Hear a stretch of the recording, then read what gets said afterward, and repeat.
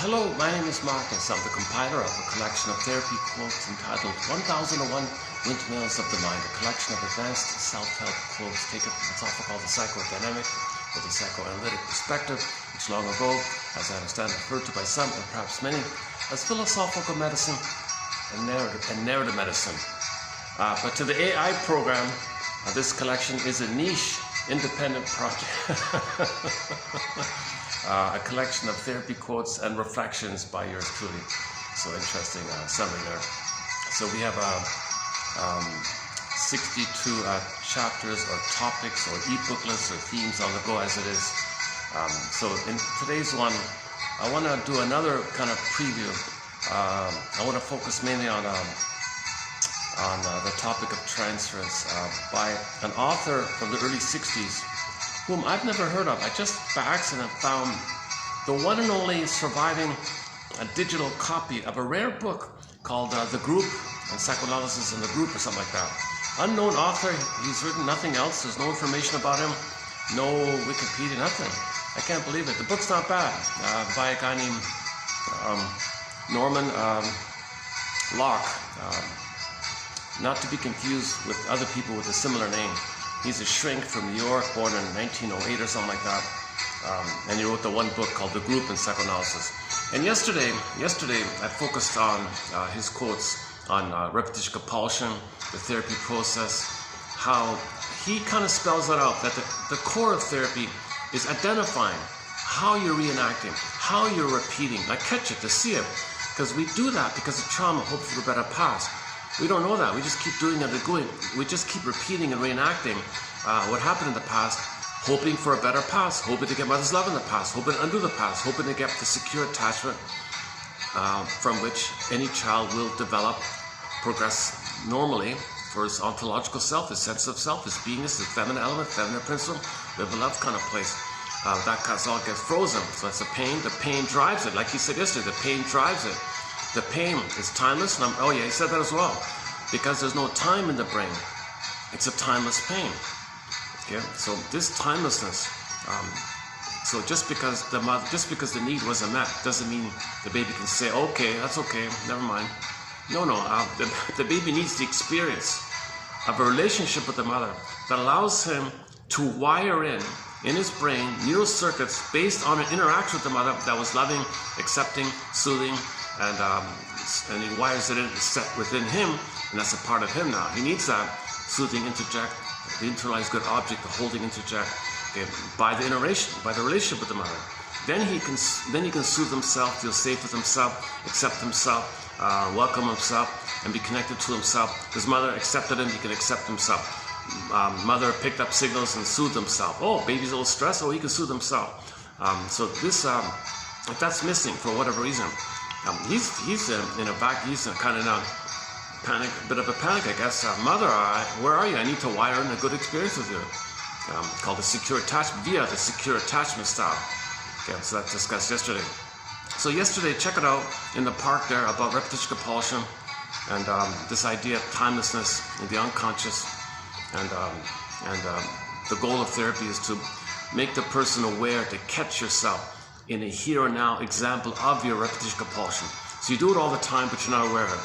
So the therapist helps you. Okay, disclaimer, I'm not a shrink, I'm not a professor, I only have a BA. I'm kind of learning this idea just by reading and discussing the quotes, so keep that in mind. Played Joni Mitchell's song, This Flight Tonight, made popular by Dan McCafferty. If I had the funds for a first chance I got, I'd go to do a full analysis and be analyzed. So I have not been analyzed, I cannot put myself in the role or place myself in the role of any kind of a therapist. That's ridiculous. Only people who've been analyzed, then they can maybe help someone. If they haven't, forget it.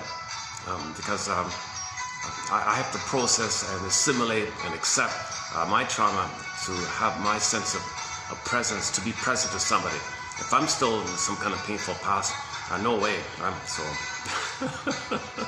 one quote says, therapy never takes place if the therapist is more anxious or has more unresolved trauma or more unfinished business with the mother than the other person. So I'm just a compiler of quotes. I post 10 on average each time with the hope that 1 out of 10 will be of help to raise consciousness, inspiration like that. Okay, so back to Mr. Locke here, Norman something. What's his middle name? That was middle name. If you look up Norman Locke, spelled with an E at the end, and the book is called Psychoanalysis and the Group. There's only one, I've only found one digital copy of it. Thankfully somebody uploaded, that's great. I noticed a couple of rare reprinted hardback, like reprints. There's a few, but you gotta pay a fortune for that kind of thing. Anyway, so this video will be a continuation of Mr. Locke's work. So it's mainly on transference. So what do we get into here? Let's start in. I won't do the usual introductory kind of material. I'm having a bit of an off day here, so I'm kind of like a little, not fully rested kind of thing. But if you go to yesterday's video at the beginning for the first hour, I was very caffeinated, I was very energized. I try to run through some of the core principles about attachment trauma and relational trauma, interpersonal trauma. And then when there's trauma, you repeat, hope for a better past. So you got to give I'll hope for a better past, but you got to consent and admit that there was a trauma. And then this whole process. So we talk about the labyrinth and the someday complex and the guilt complex and the money complex. You got to resolve either get it both and thinking. Okay, you need the thread, the reflecting shield, the labyrinth, the lantern. Okay, the association driven interpretation. Okay, and teacher's book, Why We Pick the Mates We Do. Okay, Murray Bowen's emotional triangle, the disbursement, the family system theory, but the roles kids play. And give up all hope for, and oral fixations, of course, all the different oral fixations. Okay, identification of the aggressor. Okay, projective identification, as part of recreating in the present, aversion of the past, undo the past. The Faustian deals a huge one, stingers and the clingers, dynamic. So we covered some of the basics like that. So yeah, like I just said, I won't do it again here. So let's get into, let's do this one. Let's read this guy's quotes here. Okay, so I'm gonna be doing, so yesterday was a preview of 3217, part 1 of 2 on the work of Norman Locke. This will be part 2 of 2 in preview mode. So he's a pretty clear writer, I think. Okay, let's begin here. When a client comes to therapy, okay, usually has some, complaint, like what's your chief complaint, the shrinks would say. Okay, how can I help you? What's your complaint? What's your chief complaint? That's their presenting problem, what they present, like what they first say. So usually they talk about their symptoms. They don't know what's causing the symptoms. They just come in with their symptoms. Oh, I'm feeling blue. I got an ache here. Can't get along with people. Relationships don't work out. Whatever. So that's like the symptom. So the therapist recognizes, aha, okay, these are the symptoms. These are the symptoms. And he seeks or she seeks to get underneath them, to get underneath the symptoms, to the neurotic process, Okay, so the neurotic process, or to the conflict, inner conflict, of which the symptom is a manifestation. So the inner conflicts that lead to the symptom, or some kind of neurotic process that lead to the symptom. So the main neurotic process we're talking with is Mark Twain's Misery Machine, or Edmund Berger's rigmarole called psychomasochism. Baby cries for love. Baby expects to attach, secure attachment stop. Baby expects to connect and have a continuity of the oneness of the mother. Whatever reason she doesn't offer it, baby's stress, fear, tension, build up. Okay, mother's present is still her past, hope for a better past. So if the mother's traumatized, her present is still the past for her, hoping for a better past. She's not emotionally available in the present. So the present for her is all about her. She's center stage, and the baby's just kind of fills in her template, the overlay of her template, where her template is she's center stage baby, and the mother is serves her, and overlays that to the child, and the child doesn't feel seen when the mother does this.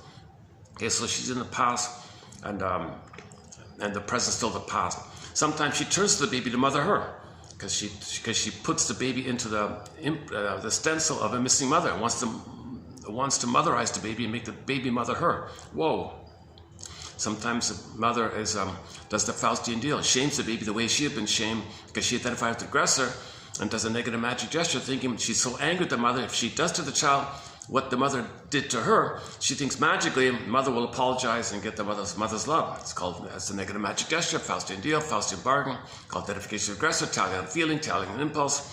That's very disturbed like that, to shame the child because she had been shamed, and she wants to demonstrate and communicate and tell the world what her mother did to her. Look at what my mother did to me. See my baby, that's me. I'll play the mother. Watch the world. That baby's me. I'll play the mother. See what mother did to me. See how I reject my own child? My mother did that to me. And the mother doing this has this omnipotence of powerful gesture. This omnipotent gesture is going to command mother in the past to change her ways to love her. So this is a troublesome thing like that. And there's much more to it. Sometimes she, part of it is she wants to remember what happened to her. So she might shame the baby in an attempt to know that she had been shamed. Or once again, the symbolic, using the child as symbolic mother for her. Or whatever old cunning tale on the mother's end. Okay, she's somehow not really in the present for the baby because she doesn't have a beingness to be in the present for the baby. There's no I there. The mother has to say, I love the baby, but the mother doesn't have that authentic I, the feeling self I, the embodied I, right?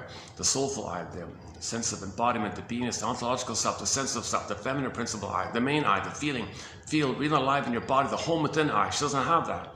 Okay, and that's the problem.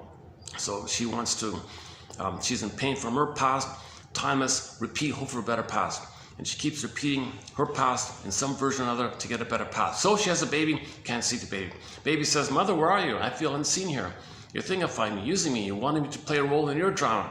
You're shaming me so you can know that you've been shamed. You expect me to mother you? Mother, what are you doing here? So baby's very distressed by this. Okay, when the baby's stress builds up, tension. Okay, then you enter shame and fear. Okay, and mother's it's the same thing. Mother's not going to respond usually. So then the final pathway, the best chance the baby has to get mother's attention is anger. So when baby reaches the point of anger, then the mother says, well, it's all about me. You can't be angry. I'm center stage. You have no right to be angry at me.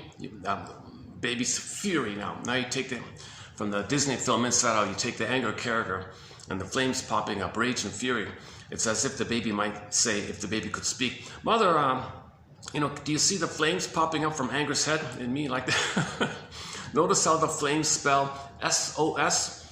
Mother, I'm really desperate here. I think I'm going to perish here. I'm really in danger. Can't you see my signals? Isn't it obvious to you with my stress and my screaming, my flailing about, my movements and my tone and my facial expression? Can't you see the stress in me? Can't you see the adrenaline in me? Can't you see I'm freaking out here? I'm really scared like this. Mother, baby, so you can't be angry at me.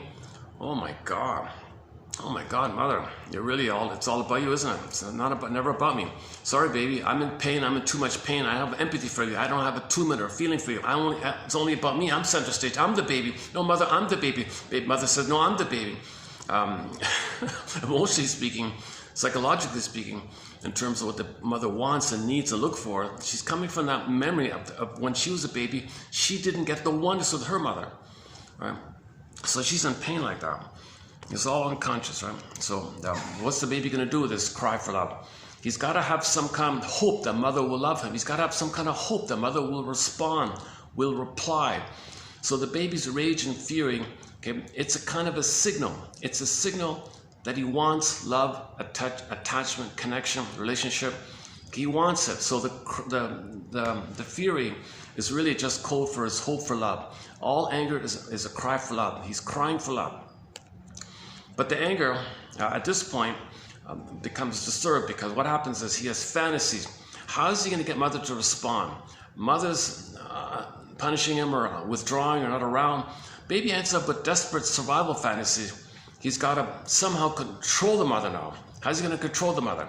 He's in the oral phase. All he thinks is oral. So he's going to oral incorporate. He thinks he's got to gobble up the breast mother. So now he's got these wild fantasies. And it's destructive. Now the LIVE, to live a love, LIVE, live a love. When it's destructive, okay, then it's reversed, EVIO. Now he's got destructive fantasy. Okay, so now his fury is like a devilish image in his mind to represent this energy. So his own energy. Okay, now when it's blocked, now here's the heart of it all. Because it's blocked, the mother doesn't respond. How does he continue his hope for mother's love when she blocks it and says, you can't be angry at me? It's got to go somewhere. Mother's not around, it goes to himself. Now rebounds it on himself. So now that personified image in the mentation of the primary dream world mentation, dream world, primary pros, Alice in Wonderland, myth, fairy tale. Okay, that dream world, okay, that anger can be symbolized in hundreds or thousands of ways. Typically, it's the howling man, the minotaur, the Medusa. Which one's the witch one image, Hansel and Gretel witch, any kind of evil witch, or then goblins and demons and howling man, Balabai, Ahriman, okay, devil Satan. The reason they say Lucifer sometimes because the baby's supposed to be one with the mother. Okay, the baby's supposed to be a star in a shining, blissful union, oneness. Okay, fallen angel, fallen baby. Okay, now enraged, Lucifer inside. Okay, so that's devil, Satan, Lucifer. All that means is the baby's enraged. Long story short, the baby's rage was a cry for love, attacking himself, because he's attacking himself, hating himself, destructive towards himself, defeating towards himself. Okay, inner critic, inner saboteur, inner persecutor, inner tormentor, this kind of thing going on. Okay, the personification is one of those characters. Okay, that's the hope to get mother's love by crying for mother's love. Okay, so when you loop it all back, there's only one lifeline, there's only one line, only one river line. Baby wants to cry for love, but again, block, tension, fear, stress, anger, fury, rage, okay, and destructor goes in on himself. Now inside the mind, he's got the vampire squid and the princess, or the monster, take your pick, the vampire squid, or the monster, or the minotaur. It's gobbling. It's the oral rage. That's why it's gobbling. Tries to feel, gobbled up. Tries to feel, gobbled up. Okay, so that image of this is Miss Core in the Greek myth. Miss Core, she's on the field, earth opens up, gobbled up. Emily Dickinson, there's a pain so utter, it swallows substance up, then the person goes into a swoon. Okay, in the myth of the Minotaur and the labyrinth, okay, the maze like that. So the story is the guys are thrown in, quote unquote sacrifice. The metaphor just means the Minotaur gobbles up the guys. So when you feel gobbled up, your own rage gobbles up your feelings. So you try to feel gobbled up, repressed. You try to feel gobbled up, repressed. This is pain like this. Okay, so that means you got to face this at midnight. So in the Dante story, Divine Comedy, you got the tormented souls. All those tormented souls in the eternal damnation to hell. Okay, shame, burning, biting feeling. Shame. Okay, shame is burning, biting feeling symbolized by hell. Okay, hell is a metaphor for the emotion of shame. Shame is a burning, biting feeling. Okay, it's timeless in it, timeless in the unconscious soul. It's immortal forever. Okay, now your tormented souls are each time, okay, your own anger gobbled up your feelings. Every time, every minute, so there's infinite number of tormented souls, really. Like it's you when you had a need. Okay, mother didn't meet it. You expressed your feelings. She gaslit you. You can't be angry at me. You're not angry. Yes, I am. No, it goes down. Okay, so those are suppressed feelings, repressed feelings. So tormented soul is code for your own repressed feeling in the theater of the mind like that. Okay, why? Because something's repressing it. Something's pushing it down. Something's gobbling it up. Okay, that's your own anger turning into a monster gobbling up your feelings. Okay, the feelings could be it could be the princess. Now sometimes the princess, because sometimes the psyche says, hey, we don't want our feelings to be gobbled up. Why don't we freeze it? Why don't we disassociate the feelings, hide it away, and freeze it up? So echo becomes a statue. The princess morphs into a bird and flies away. The princess morphs into a fox and runs away. Okay, a princess hides in the forest in a coma in a Snow White, or she's locked in a tower like Rapunzel. So that means we're for safekeeping, we're exiling our feelings. They get repressed or exiled, disassociated, or repressed, disassociated. Big debate about the difference between repression and disassociation. But anyway, it's not a part of us. The quickest image for this is the swoon idea. Pain. Emily Dickinson is the pain so utter, swallows substance up, then the person goes into a swoon. So the chasm. You see the chasm, okay? So the princess can't be there because she got repressed down. So that means your feeling self. So the princess is a symbolization of your embodiment, your feminine, your feeling, real and alive, your soul and your embodiment, the princess. Moon, feminine, princess. Okay, she's got pulled down. Chasm. Then the swoon, like a bridge, like a numbing thing. So the brain sends you endorphins to numb it. Miss Dickinson says you kind of go around, across, but you can't feel there, right?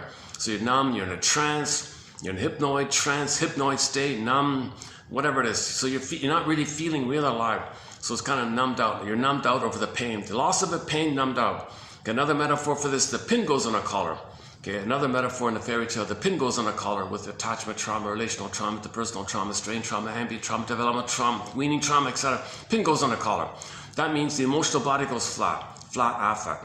So your body's supposed to hum, like feeling real and alive, like a humming cat, purring cat. Our body's supposed to hum like a purring cat. Like we're supposed to have a warm, vibratory, what do you want to call it? Ensoulment, embodiment like that. Not supposed to feel like flat or something. Like I feel nothing or something.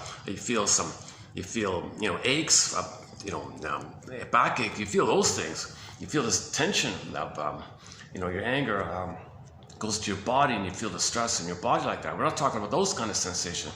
There's supposed to be like a warm, what they call the golden spring, like the warm, with a golden ball, or a warm radiance, like the sun. The sun is warm and radiant. It's called the golden ball, feeling real and alive. Okay, enter the story, the Velveteen Rabbit, the stuffed rabbit says to the real rabbit, please tell me, with the logical song playing in the background, please tell me who I am. What's it like to feel real and alive? So the metaphor for this is the pinning in the collar. So the emotional body goes flat like that. Okay, so that's called alexia, no feelings for your words. Or alexithymia, no words for your feelings, or simply flat affect. The affect goes flat. Okay, the emotion is supposed to be like a golden ball, warm and radiant, a wide range of feelings, needed feelings, appropriate feelings, aliveness of feeling, and you feel alive, you feel real and alive, like not flat. So the pin goes on the collar represents that. When the pin goes on the collar, okay, the symbolization of the animation of the humming of, okay, that's the feminine, like the soulful aliveness of a person coming out from the body. Okay, they would make it a princess, and the princess would fly away. And then midlife, you hope it comes back. You search for your feelings, and your feelings come back at midlife. So we had it. It's budding beauty. Okay, exile, want to get it back. It's a common myth. That's the basic monomyth for all people. We had a budding beauty. We felt real alive in the uterus. Birth trauma flew away. Usually at birth it takes place. Okay, if the cords are moved, no placentas are moved, that'll probably happen like that. There's many ways. This quality of feeling real alive can go flat. Usually it's at birth. Sometimes it's prenatal trauma, birth trauma, perinatal trauma, or just simply if the baby's lucky to have a natural birth without birth trauma, he's really lucky. He's really lucky. Man, oh man. Oh my goodness. He's really lucky. If a child doesn't get birth trauma, or any like trauma at birth or before, he's really lucky.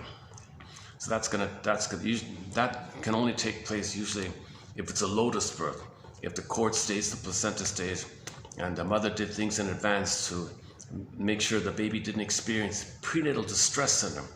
Just simply putting them, somebody said it, just the mother on the back with the legs up, that'll do it, because the gravity's pushing down, contractions, mother clenches, have a battle. Baby's having a life and death battle in the canal. Life and death, he's being pushed, can't get out, his struggle. He's stressed out like this.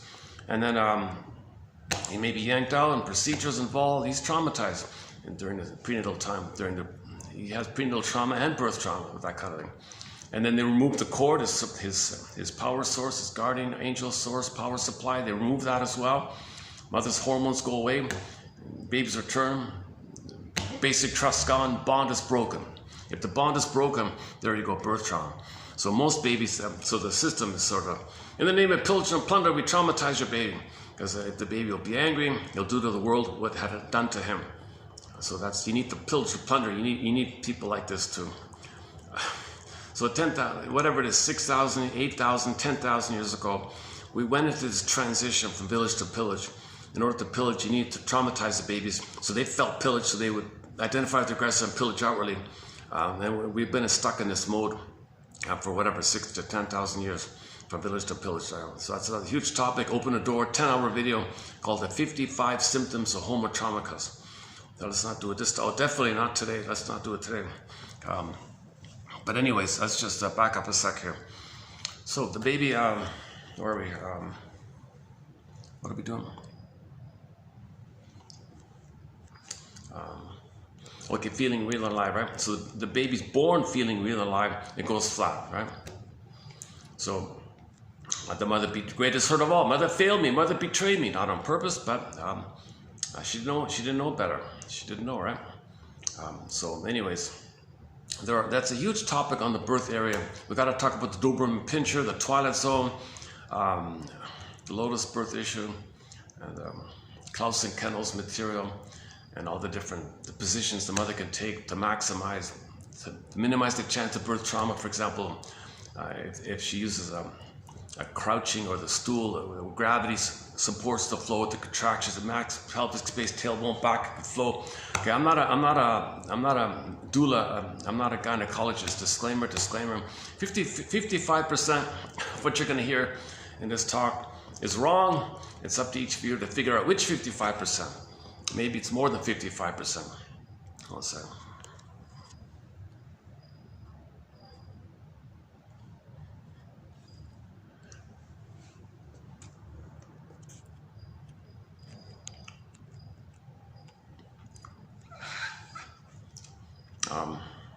You know,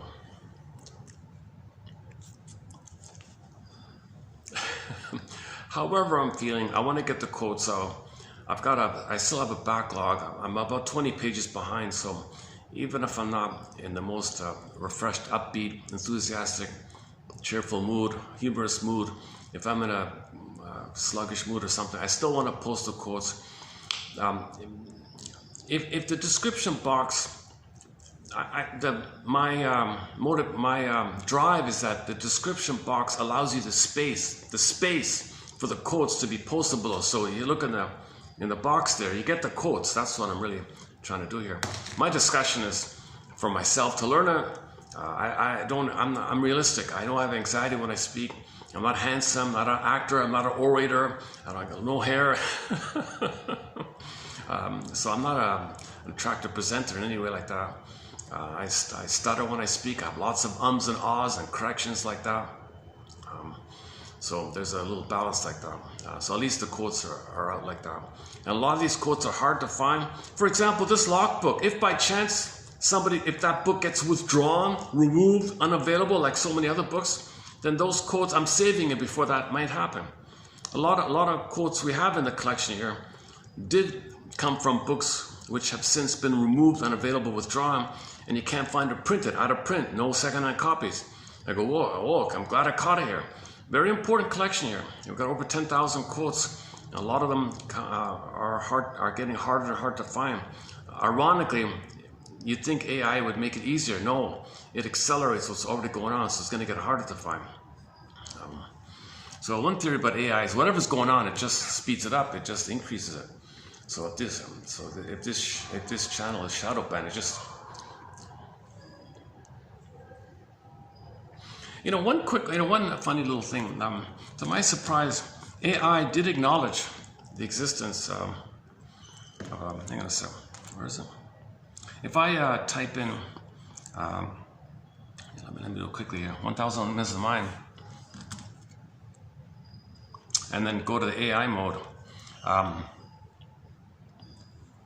It actually, there's actually a reference.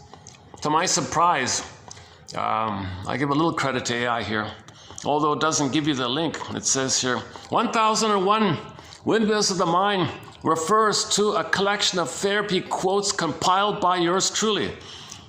While the title likely draws inspiration from the song. That's true. This is where's the rest of it? Oh, what happened?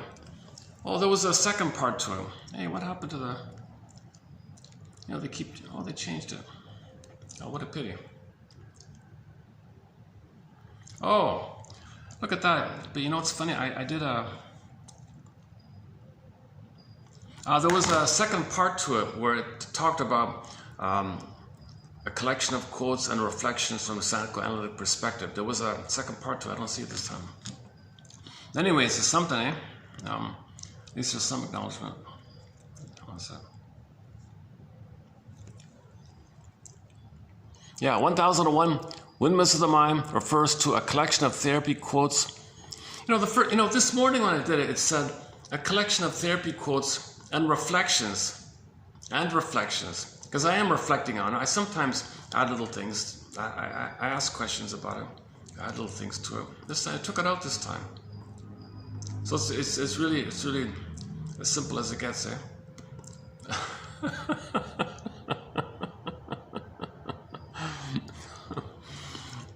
See, before it was completely shadow banned. At least now there's some kind of but the only way to get that reference is you have to put the phrase in quotes, right? So anyways, the reason I say shadow banned because we have hundreds upon hundreds of excellent authors here and numerous topics. And if anybody does research and they're looking for a quote from the classic TV show Route 66, for example, the best ones are here, but it won't take you here. Quotes by the excellent shrinks from the past, like Burglar, even today's one, Mr. Locke. If somebody says, oh, give me quotes by Norman Locke, we have it here now, it won't take it here. Okay, and so on down the line. So if you're searching for anything in the analytic area, you're looking for a quote from an analytic author, you're searching for an analytic topic, it'll never let you know, fill you in, that there's a gem of treasure of reason. I have no idea why I don't know why they're doing that. It's very, so one professor said, yeah, analytic, it's kind of like either, she thinks might be either PR companies or advertising companies. They want to control that because that kind of insights about your unconscious is used to sell things or to persuade you like that. So they don't want people to be aware of themselves. If people have self-awareness, then they won't be fooled by things. If people are unaware, then it's easy to fool people. That's her theory. She's a professor from California, because she said she experienced a similar thing. She was trying to post things and she was shadow banned, and they were attacking her, criticizing her, making fun of her or something. So she was being harassed or something. So she commented on her blog like that, and she said, yeah, there are these, there's an organization to filter information to the public. Give the public entertainment, amusement, gibberish, red herrings, throw them a bone, nothing real, just just that kind of thing. So analytic is self-awareness. So if you know yourself, you know. If you know inwardly, you'll know outwardly. If you don't know inwardly, you probably won't know outwardly. As above, so below kind of thing. That's one theory. Okay, we were talking about the process, the neurotic process. Now let's finish up on the this phrase, neurotic process, that leads to your symptoms. So the process we're going with is mainly by Burglar, one of our mentors. See, look at that. The number one shrink during the 40s and 50s, the top guy, the number one top shrink, he was everywhere. He was on all the shows and radios and long lineups to see him. Everybody wanted to see him. You had to wait years to see the guy. He wrote books and articles. Smart, brilliant guy. There's only one lecture of him, which we posted here, Edmund Burger. You got to go to Buffalo State University, Digital Commons. They saved the one and only last surviving. Somehow they managed to save it from all the, because all the other stuff's been deleted. They shadow banned him. When medical doctors who become shrinks then want to go to the talking cure method, those talking schools called analytic institutes, they don't teach this anymore. Somebody reported about it, and this is one guy had a real question, why is he banned like this? All of his audio, all of his video, all of his lectures, you can't find it. It's just that one, we just found it about a year ago. Somebody found it a year ago, and it's shadow banned. If that lady podcaster didn't find it, because she was doing research on a related topic, and she mentioned it, so, oh my God, there it is, oh my God, what a relief, huh? And then Edmund Burger's estate mysteriously went to someone else we don't know. I think I know nothing about him. And then it went to another guy. So this other guy was supposed to carry this guy's foundation or estate, all this material like that. And they went after him. They took away his license. They made up something. He was. It's kind of strange how it went. It seemed like maybe it went to this other person deliberately. It was diverted deliberately to this person who they then can discredit to block his estate. So they're really trying to ban this Burger.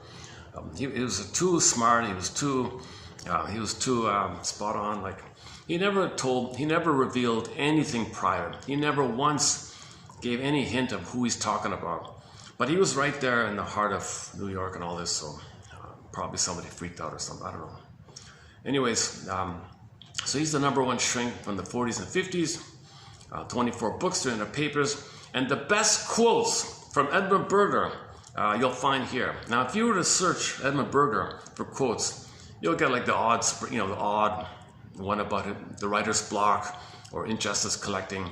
like that. So these two famous ones is about the writer's block and his phrase injustice collecting, and of course psychic masochism. But he wrote the book about money and emotional conflicts, a key book. Okay, the gambling book, another key book. Okay, and this whole psychic math and this whole neurotic process called psychic math. Let's go back to the neurotic process. The neurotic process. This neurotic process means you're doing looping, timeless pain, process pain. That's neurotic. Neurotic means you're repeating your whole life something that you had to do as a baby, and you're doing it all the time, timelessly, but it only was to survive in the babyhood time. You're out of the nursery, but you're still doing it emotionally, recreating symbolically, and your behavior is a reflection of this process. So back to the process. What are we talking about here? The process is, as I understand it, the baby, it all starts off with life forces object seeking. Fairbairn's famous line, the baby's going to reach, okay, his desire, love, hunger, attachment striving, attachment craving. All the baby's energy is looking for the nipple. He wants to latch on. No other thing in mind, no other thing to do. He's got to find mother. First things first, he's got to survive, connect, find mother. All of his desire, energy, power, craving, okay, to latch on, okay, to have a secure connection. Life forces object seeking. Yep. Now, we mean like a normal attachment. We don't mean if it's traumatic attachment, then you get the neurotic process because he's spinning around trying to undo it correctly, get a secure attachment. He's looking for a secure attachment, a normal attachment, a safe attachment. Mother's got to be safe. But if mother fails it, okay, whoa, betrayal, basic trust crashed. Oh my God, now it's a neurotic process. Because in a neurotic process, he's got to salvage some hope, salvage some crumb, deal with the pain, and that's a neurotic process. That's what we're talking about here. So it's called failed attack, traumatic attachment, or any kind of this insecure attachment, reactive attachment, dissociative attachment, unformative attachment, anxious attachment, avoidant attachment, okay, etc. So the baby reaches up with a secure attachment. Okay, he's not getting it. It's all chaotic. My baby's freaking out here. Okay, tension. As we just said, it'll build up, snowballs. Okay, then it enters into the shame and the fear and the stress response, fear and anger. Anger is the last one. Mother says, you can't be angry at me. Fury. Okay, the fury is destructive because now he is when it crosses to the fantasy area where he wants to devour the breast, and then it's EVIL. The LIVE is very convenient that it reverses around. Plus, that EVIL energy is going to go in on himself. Now in the mind, now he's got a squid in the mind. Okay, a vampire, take your pick. Draw any villain in your mind.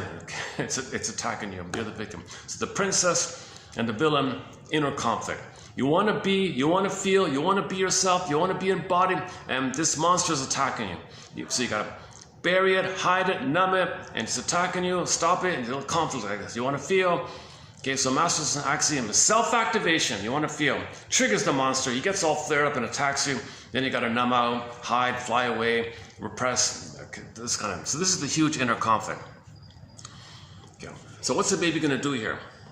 What's the poor baby going to do with his own anger attacking himself? He must attack himself. He must hate himself. He must shame himself. Why? Because that's the hope to cry for mother's love. It got redirected in on himself because mother wasn't around. It's got to go somewhere. So he's crying as if he thinks he's his own mother, and he's crying to himself. But he's not the mother, but it's got to go somewhere. Rebounding aggression. And that's so destructive, so painful. That's why it's a monster inside. Okay, monsters of the id monsters. So what's the baby going to do here? Neurotic process here. He's got to have the hope for mother, so he's got to maintain his self-hatred. He's got to hate himself because that equals, mother, will you love me? Mother, are you there? Hate himself. Mother, are you? It's the same line, just loops around, right? Now what's the baby going to do? Okay, so at this point, the baby's set points in the brain of cortisol, adrenaline, whoa, it's too elevated. The amygdala, poof, EAS, enlarged amygdala syndrome. His amygdala, they say, will inflate. That's a survival thing. Okay, no time in the amygdala. It's stress response, survival jungle. Now he feels like it's a jungle in there. Now he's fighting with the monster. In his template in the mind, in the theater of the mind, so it's a jungle. So later on, when people think it's a jungle, they're talking about this, as above, so below. It's not like that.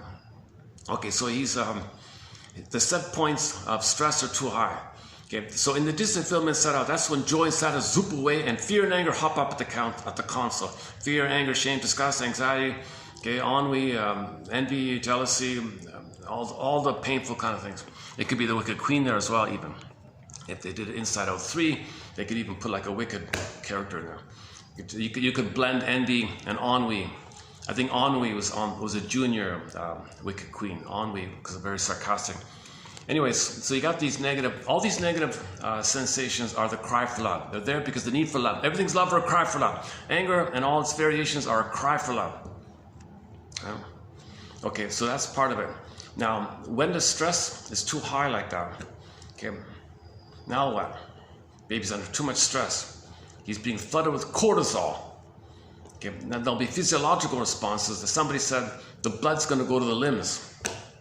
Okay, to run or fight, right? So flee or fight. So the baby's stressed out here. Why is the baby being born to run, born to fight? Okay, play Rick Emmett's song. The baby's going to be a street fighting baby. It's already in fighting mode. But no, Bruce Springsteen's right. The baby's going to be born to run. First is to flee. If the baby's born with PTSD, he wants to flee. He wants to flee. Then maybe later in life, he's cornered, then he's got to fight. Then later, the final last ditch one is he's going to fight like that. But the Rick Emmett song, he's going to born to fight. Maybe the canal battle was so strong when he comes up, he's just always in fight mode. If the struggle coming out of the canal put him into fight mode all the time, okay, just fighting with trying to get out, trying to survive, he's in fight mode. Maybe he is born to fight. Maybe Rick Emmett's right. So we got two songs on this point.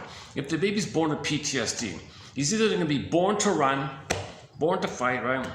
Street fighting baby, street running baby, street fighting baby. And the third one, I don't think anybody has a song for this, born to conserve. The parasympathetic one is born to just kind of hide and conserve and just protect and conserve. That's called the parasympathetic system. I'm not too familiar how that works with the parasympathetic. And the disassociative one is born to be a dreamer. He'll just space out and dream. He'll just float in fantasies or something, schizoid or something.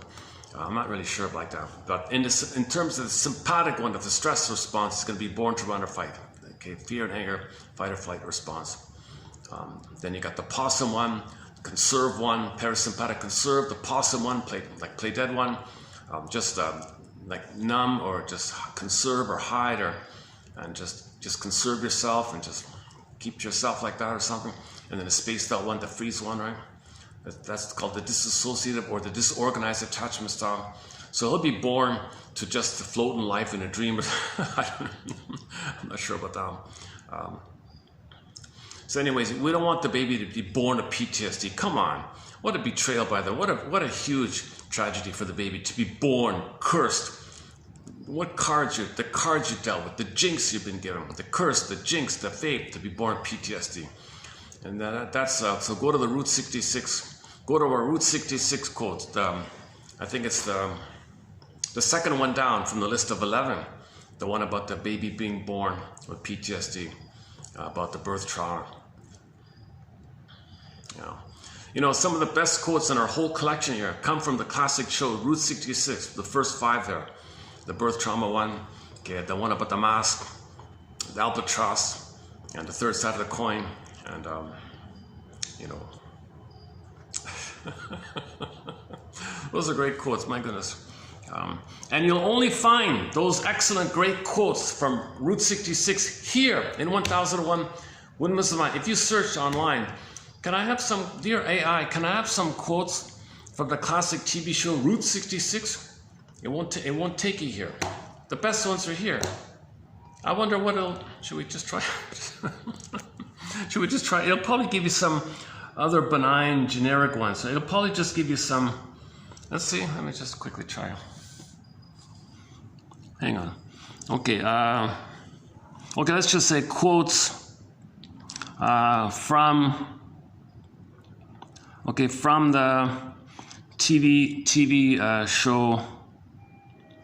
TV show Route. Let's see, Route 66. Let's see what it says here. Route 66. Route 66 quotes. Okay, so IMDb, nothing in there. AI overview. Yeah, so they just give you some frivolous little nothing quotes. Notable quotes include, Yeah, it's gibberish. These are just generic fluffy lines. There's no real bona fide quotes here. Yeah. Look at that. That's it. Look at that, eh? Unbelievable. It's pitiful. So you're not getting any of the authentic quotes. So you're not really getting the valuable quotes from the show. AI mode. Let's try again. It doesn't take you to Mike. It doesn't take you to this collection here. The best quotes from Route 66 are here. The TV show Route 66 is known for its intellectual and poetic dialogue, often featuring philosophical monologues about life, morality, and the human condition, as the two guys drive around in their fancy car.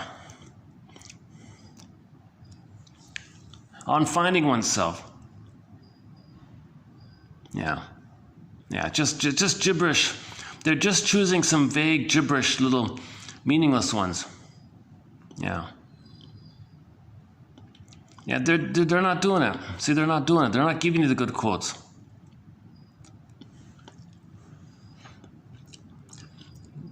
Do people really think that if they go through life without hurting other people, nobody will ever know they had been alive? And see, they're picking out the worst.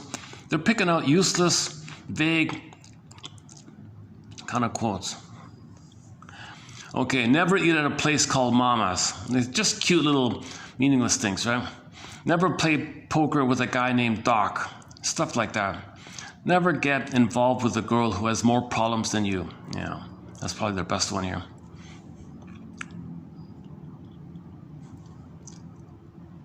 That's it. Oh my God, that's it. And some other little useless cliche. Look at that, eh? Look at that. The best insights. I mean, the gem of the whole production are those 11 we have here, and AI is not going to tell it to you. You see, that's why I hope this channel will be unshadow banned and spread far and wide, and millions and billions of people can find these excellent quotes. Because I don't know if you can easily find that show anymore on TV or something, right? Look at that, eh? No mention. Unbelievable. That's pitiful, right? So it's kind of like AI is kind of like a variation of Wikipedia. It's just keeping you dumb and misdirecting you with useless stuff. Sorry to say that. It's a pity. I thought they would have had a little more integrity or something about it. Where are we? Neurotic process. Let's go back to the neurotic process that leads to our symptoms, to our dysfunctions, to living the unlived life, to living the provisional life, to living a life we feel like, isn't there more to life or something? So back to the neurotic process. Baby's signal. Mother, I expect to connect with you. Mother's not there. Okay, I'm stressed. Are you really not going to show up? Whoa. Stress, fear, tension, fear, rage rebounds in.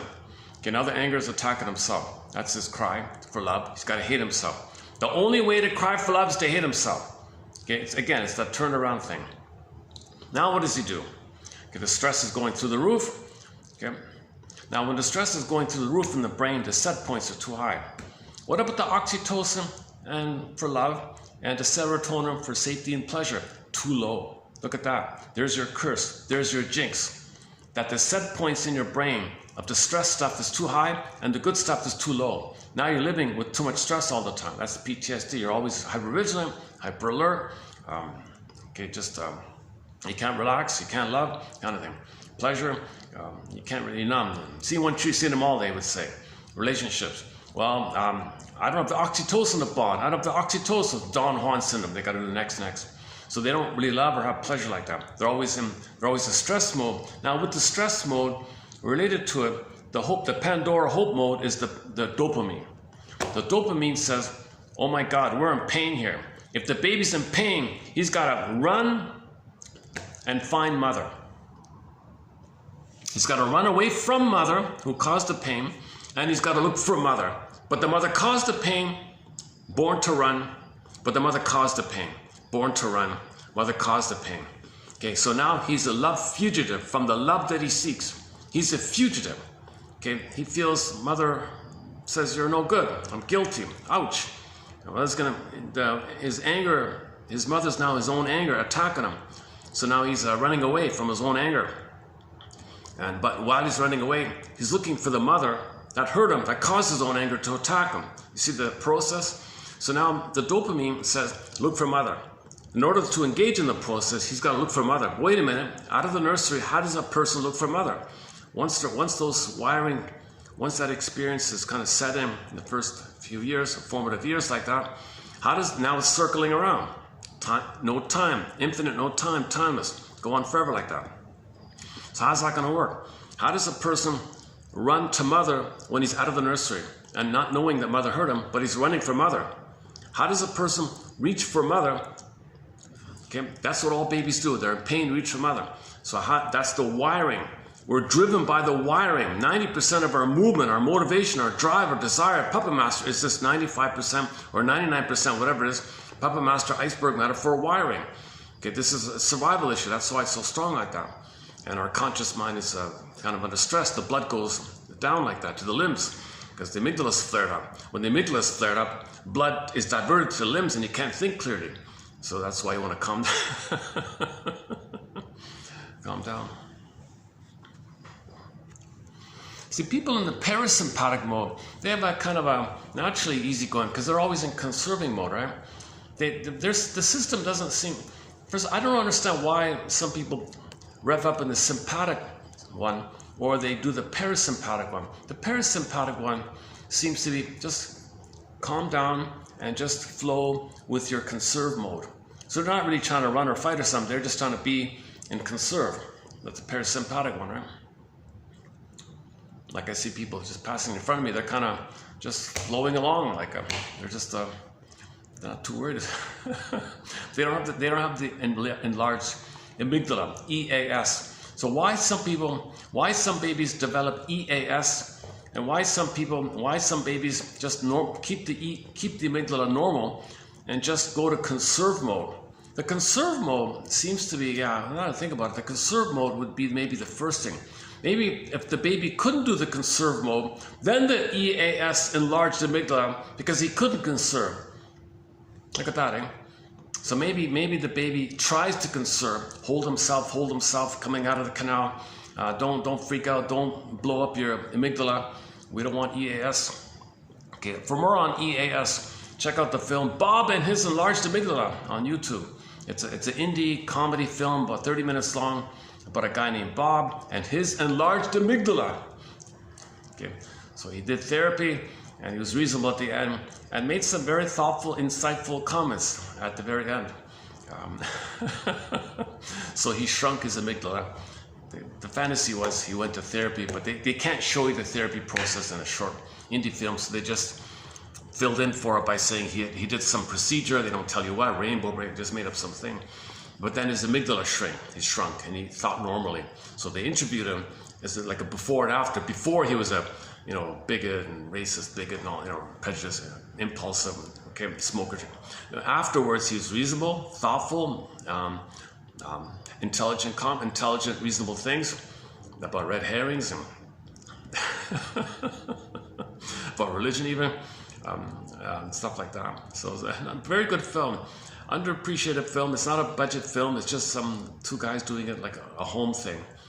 Bob and His Enlarged Amygdala, or Bob's Enlarged Amygdala, one of those kind of names. 2002 or 12 or something like that. That's a must-watch. They try to cram in a lot of comedic elements. It's a little wacky. But you see the doctor explaining to Bob. You see, Bob, you've got an enlarged amygdala. You didn't know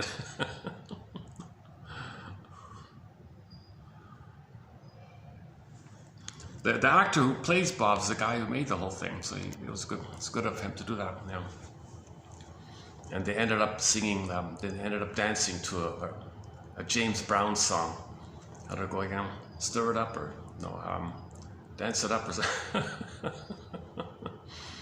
Okay, so Bob had an inflated amygdala, and that's what made him impulsive, prejudiced, paranoid.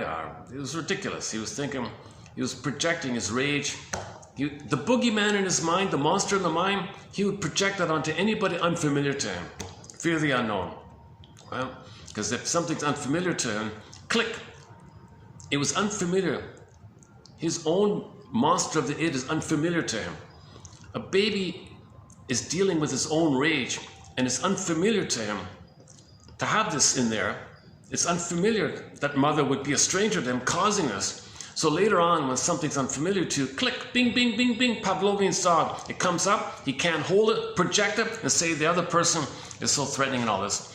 So his son brought a nice girl home or something. He freaked out, and the girlfriend would say, "Are you okay?" So his amygdala was too large. It made him irrational, it made him erratic, it made him paranoid, and so the prejudice comes from when you project too much. If the EAS is too strong, you're just hyper projecting because you can't feel anything. You project. The more pain, the more you project. So Bob was projecting like crazy. Okay, back to the neurotic process here. Oh yeah, so the slogan for this is, you're apt to be down on what you're not up on. Bob couldn't be up on anything. So he's going to be down on things and people because he can't think. He can't be up on something. He can't be reasonable because the blood is going, the blood is diverted to the thinking cap and it goes to the EAS. The amygdala sucks up all the blood to divert the blood to the limbs like that. So he's just thinking in survival all the time. So Bob was, okay, back to the neurotic process here. How do we go again? When a client comes with a specific complaint, so he presents his chief complaint in the beginning. So his various symptoms, fill in the blank, whatever his symptoms are. Okay, inability to get along with people, prejudice, depression, heart palpitations, okay, so on and so forth, backache, whatever. The therapist recognizes these symptoms and seeks to get underneath them to the neurotic process. Okay, so we got to look for the neurotic process. So back to the neurotic process. When the baby's anger rebounded in, okay, stress in his body, amygdala flares up, set points too high. Hope is chase for mother. Now, when you chase for mother, all you can do is from an unconscious point of view, chase for some unconscious association of mother. So this is a mystery, it's a dream world thing, it doesn't make sense. But the unconscious id is going to say, mother's supposed to be soothing and sweet and soft and comforting, well, and stable and reliable. So the unconscious says, oh, okay, well, mother's not here in the nursery, so I gotta project mother onto things with those qualities. Okay, so cookies, food, wine, okay, money, material, things you buy, people, etc. So he'll chase for symbolic mother. Okay, so he'll look for symbolic mother. Enter all the oral fixations. Yesterday we talked about the memories, promiscuity, okay, the smoking,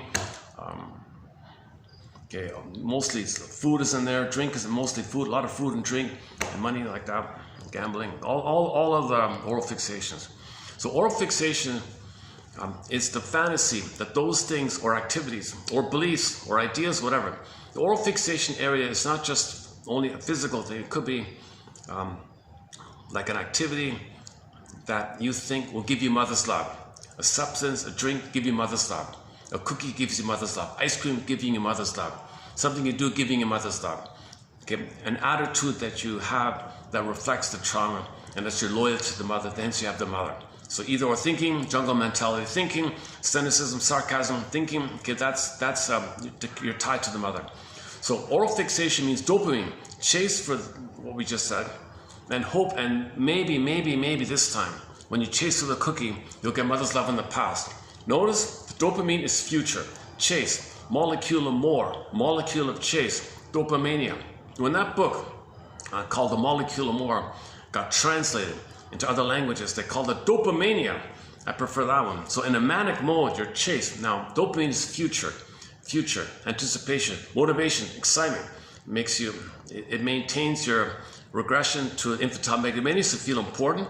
Okay, and you think you're autocratically going to take command of the situation and get mother. So you're trying to get mother just like the baby trying to reach for the nipple. He's trying to reach for the cigarette.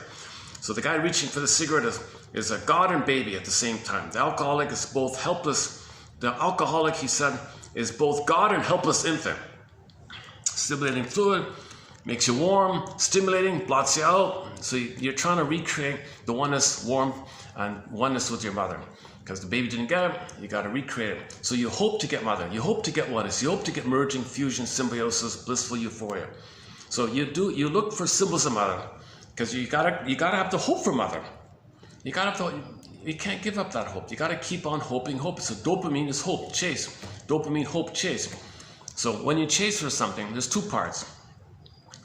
Okay, the thing you get, okay, there's a practical element where, for example, a cookie is filled with starch, concentrated sugar, salt, and fat, and all, etc.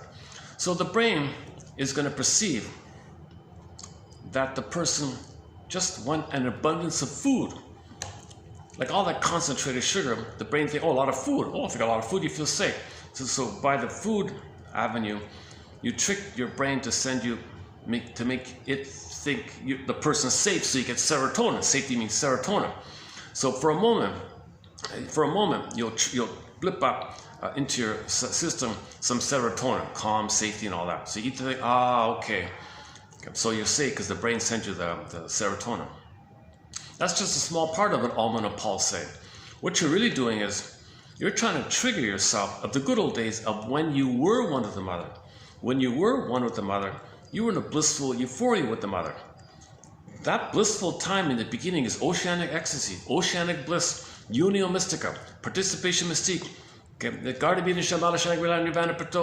Avalon, all these paradisical things.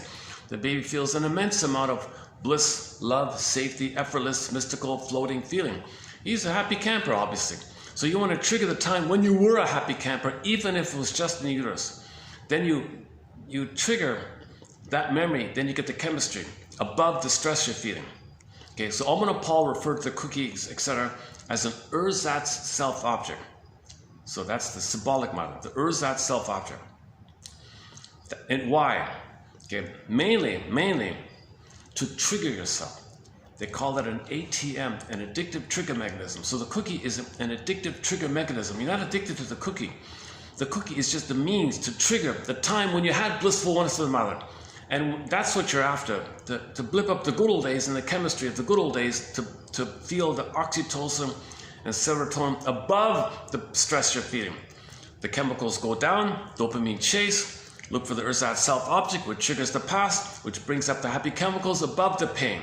Those happy chemicals go down, get chase, get blip up, it goes down, chase, blip up, goes down, chase, it goes down. Now you're in a cycle. Now you're addicted. Now we're plundering the planet for a quick buck. So now we're devouring the planet. Play Rick Emmons' song, Big Lie. We're eating up the planet as fast as we can. We've got to chase for some money, material, things, get more and more. And you never enjoy anything because it doesn't correct the set points. John Off made the insightful line. He said, theoretically, we could argue, he said, that we're chasing for things, hoping to correct the set points. You can't correct the set point. No cookie's going to correct the set points laid down when your mother hurt you. It's not going to correct the set points. You can have 20 lifetimes eating cookies. It's not going to correct the set points. Okay. The only way to correct the set points or the neuros is laying down new neural circuits. Yesterday's topic, you got to lay down new neural circuits. You can only accept and allow for yourself the laying down of new neural circuits if first you give the all hope for a better past, consent that the trauma did take place, admit that the trauma did take place. Emotionally speaking, now you need to carry witness to get the emotional side of it all. Then you can accept laying down new circuits. Now you can pick up the pen and write your own script. Now you can unpick the threads of a traumatic trip and weave a new healthier script. And then you can do that. But first you got to admit that you had to hope for a better past, and you got to consent and admit mother failed me, mother betrayed me, and you admit it happened. You didn't like it, but yes, it happened. I consent, it happened. Yes, oh my God, you got to feel that. And now you set it up in yourself that, okay, now I realize, had I been loved properly, I would have gone down that road not taken, that healthy, proper road not taken. Now you don't have to be bittersweet, loyal to your mother, fighting with the mother. You understood her, forgave her, processed, assimilated, and felt it, so you don't have to live in the past anymore. The present can be the present. So if the present can be the present, emotionally speaking, now you can self-activate, and now you now have a new sensible okayness that you can trial and error, resume development. What do you like? Experimentation of what you like. You're going to resume development and lay down the new circuits with the resumption of your development. Remember, your development got frozen. You had no chance to explore. You had no chance to find out what you like. Self-activation. Right now you have. Okay, because now there's a new feeling of okayness that you can pursue what you think might be unique about you. Okay, so it's trial and error, trial and error. So you're going to make a lot of mistakes. That's what Gabe said in the Twilight Zone. I'll be making mistakes, but they'll be my mistakes. Right? So key episode here is the Twilight Zone. Gabe's story about grabbing the pen and writing your own script. Very important episode. That's another thing. If you type in, give me some psychological quotes from TV shows and films. The best psychoanalytically quotes from TV shows and films are here. Only here. Really only here, I think. This is the only source of it. It won't take you here. The Twilight Zone is filled with analytic material. It's maybe a good 25% of the episodes are really from psychoanalysis, just presented in a fun way. But it's really psychoanalytically underpinned. So like Gabe's story is a great example of that. Wong's Lost and Found Emporium, Take My False Light Please, and so many others. We've discussed 25 episodes from the Twilight Zone. Okay, Judge of the Defense, and even some of the sitcoms have analytic quotes. Just a few ones, right here and there, sprinkling all over the place. Drop Dead Diva, there's a couple. Harry's Law, couple, and I can go on and on. WKRP Cincinnati, one from Barty Miller. No, not that one. There was one from WKRP, I remember. Side Order of Life, I think there was one. That Rhoda Show, I think there was one. There's like one from between the 50s and 90s, let's say, or 2000s, right? The most current show I have is, I think, the Drop Dead Diva show. The law is the wisdom of the ages wrapped in the opinion of the moment. That's a great line. The law is the wisdom of the ages wrapped in the opinion of the moment. So you can apply that like on a personal level. Like just take that like individually for your inner life, like for your personhood like that. Oh, Harry's Law had a great one. A guy had a midlife moment. A guy was in his 40s. His tricks wasn't working anymore. He was a charmer, playboy kind of guy. And his tricks at one point didn't work anymore. And he said to himself, I wonder what's worse. To realize you're no longer who you are, or that you still are what you've always been. That's the Tommy guy. His name was Tommy or something. They even quoted Elbert Hubbard in that show, to my surprise. He's also a shadow band kind of character, Elbert Hubbard. We have a few of his quotes in our collection. Yeah, if you look up Elbert Hubbard, we have maybe 5 or 6 of his quotes, not too many. Are we finished? No, we're not finished. Let me just take a little musical break here because I'm not really totally refreshed here. And then I'll continue with the neurotic pro. We're not finished. Stay tuned. Let's take a little musical break, and we'll continue with the neurotic process that underpins our dysfunctions. Whatever the dysfunction is, physical in the body, or in your behavior, personality, or and so on. All right. Let me try out a new song. I found it this morning. Let me try this new song here. This is an experiment. I want to try out an experiment here. This is from a guy who's posting obscure, rare, like non-famous musicians, but they put out one album or something and it didn't go anywhere. I kind of enjoy checking those out. So let me just try this one here. What's his name? Gregory something. Yeah, okay, let me try this one here. I don't even know who he is or where he is. Okay, let's just try this. Yeah, okay, I'll just put it down now. Okay, let's just take a 3-minute musical break here. I want to see if this is copyrighted or not, if it shows up as copyrighted or not.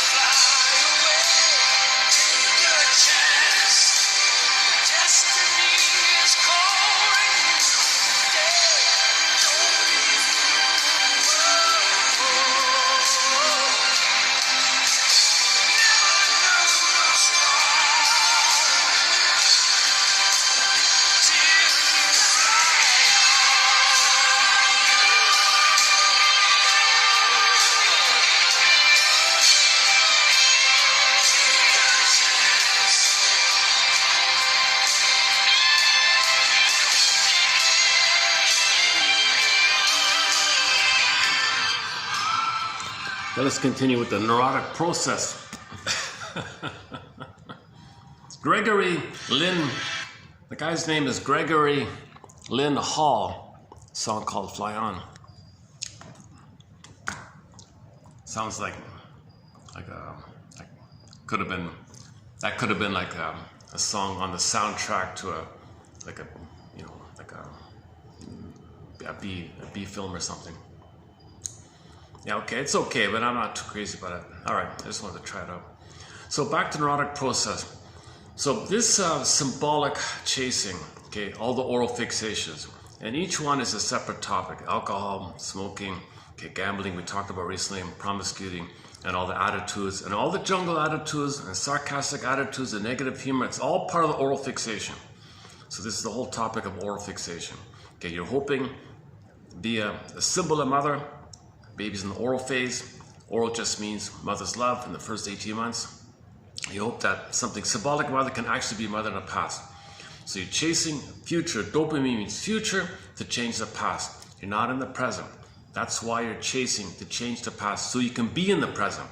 The pain is you can't be in the present. So you're chasing for something. You're chasing for mother in the future, but it's a state of timelessness to get mother's love back in that same timelessness, so you can then love in the present. You see? Okay. Now, the other way this thing works is called negative magic gesture, Faustian deal, Faustian bargain, Faustian pact, Talionic feeling. If it's too painful for the baby, he'll do another thing, along with the oral fixations. Along with the oral fixation. Like Bob, okay? He'll think in either or terms, all or nothing Greek terms, like the oral fixation term, but there's something extra with the identification to the aggressor. With the identification to the aggressor, they go through life imitating the mother, treating others the way the mother treated them, in a negative magic gesture, a talent feeling that if they do to others what mother did to them, magically they'll change the past and get mother's love.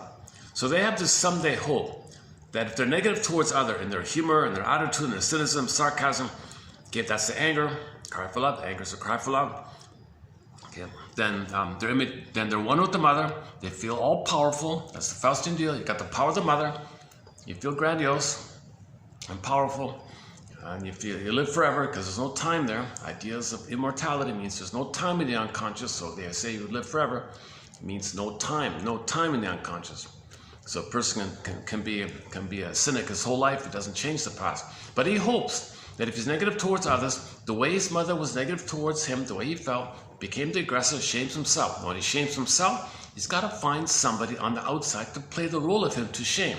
He needs to make himself feel better by putting someone else down, because that someone else is going to stand in for him. He's got to put himself down. Too much pain, project yourself onto someone, shame them to project within, project. Okay, repression, project, repression, project. He's got to project because he's repressing. When he represses, he's got to project. He's got to find someone to fill him, to play him, because he's married to mom. If he's married to mom, he's acting like her. That's the Faustian deal. Okay, play the... So that's the whole topic. That's a huge area. Negative magic gesture, Faustian deal, telling how to feel. It's a major topic, that one there. Okay, so that's a someday fantasy. That's a neurotic process. To shame others. Really? You're going to be negative towards others? And magically you'll get mother's love back in the nursery yourself? What the hell? That's so twisted, is right? But he's got to find the proxy to cry for love on his behalf. So he thinks that the proxy crying for love on his behalf, maybe part A, he'll get mother's love in the past, but no, he's going to play the mother to block it. So he's doing a double delusion. The proxy is not him. Okay, the proxy crying for love is not going to mean there's any chance for him getting mother's love in the past. Anyways, he's going to shame him anyways because mother shamed him. So, and he thinks by shaming that one who's him, like shaming himself, in other words, via the proxy standing in for him, he's going to get mother's love in the past. That's part of the twisted thing in the mind like that. He identifies as aggressor. So that's part of the neurotic process. So that's, now let's just maybe leave it there for the neurotic process. But the top layer of the cake, what makes the person unaware of this, quote unquote, need to know, is that the id says to the ego, cover me, cover me. Throw the person a red herring, give himself some cute little thing to say to himself. Give him some ready, handy-made slogan to tell himself that it's okay. Let him believe he's reasonable. Let him think he's proud. Let him think he's right. Let him think no problem. What's the big deal? Anything. Need to know. He can't know because that'll interrupt the unconscious hope that the cookie's mother, or that shaming someone he'll get mother's love. That's the unconscious doing all this.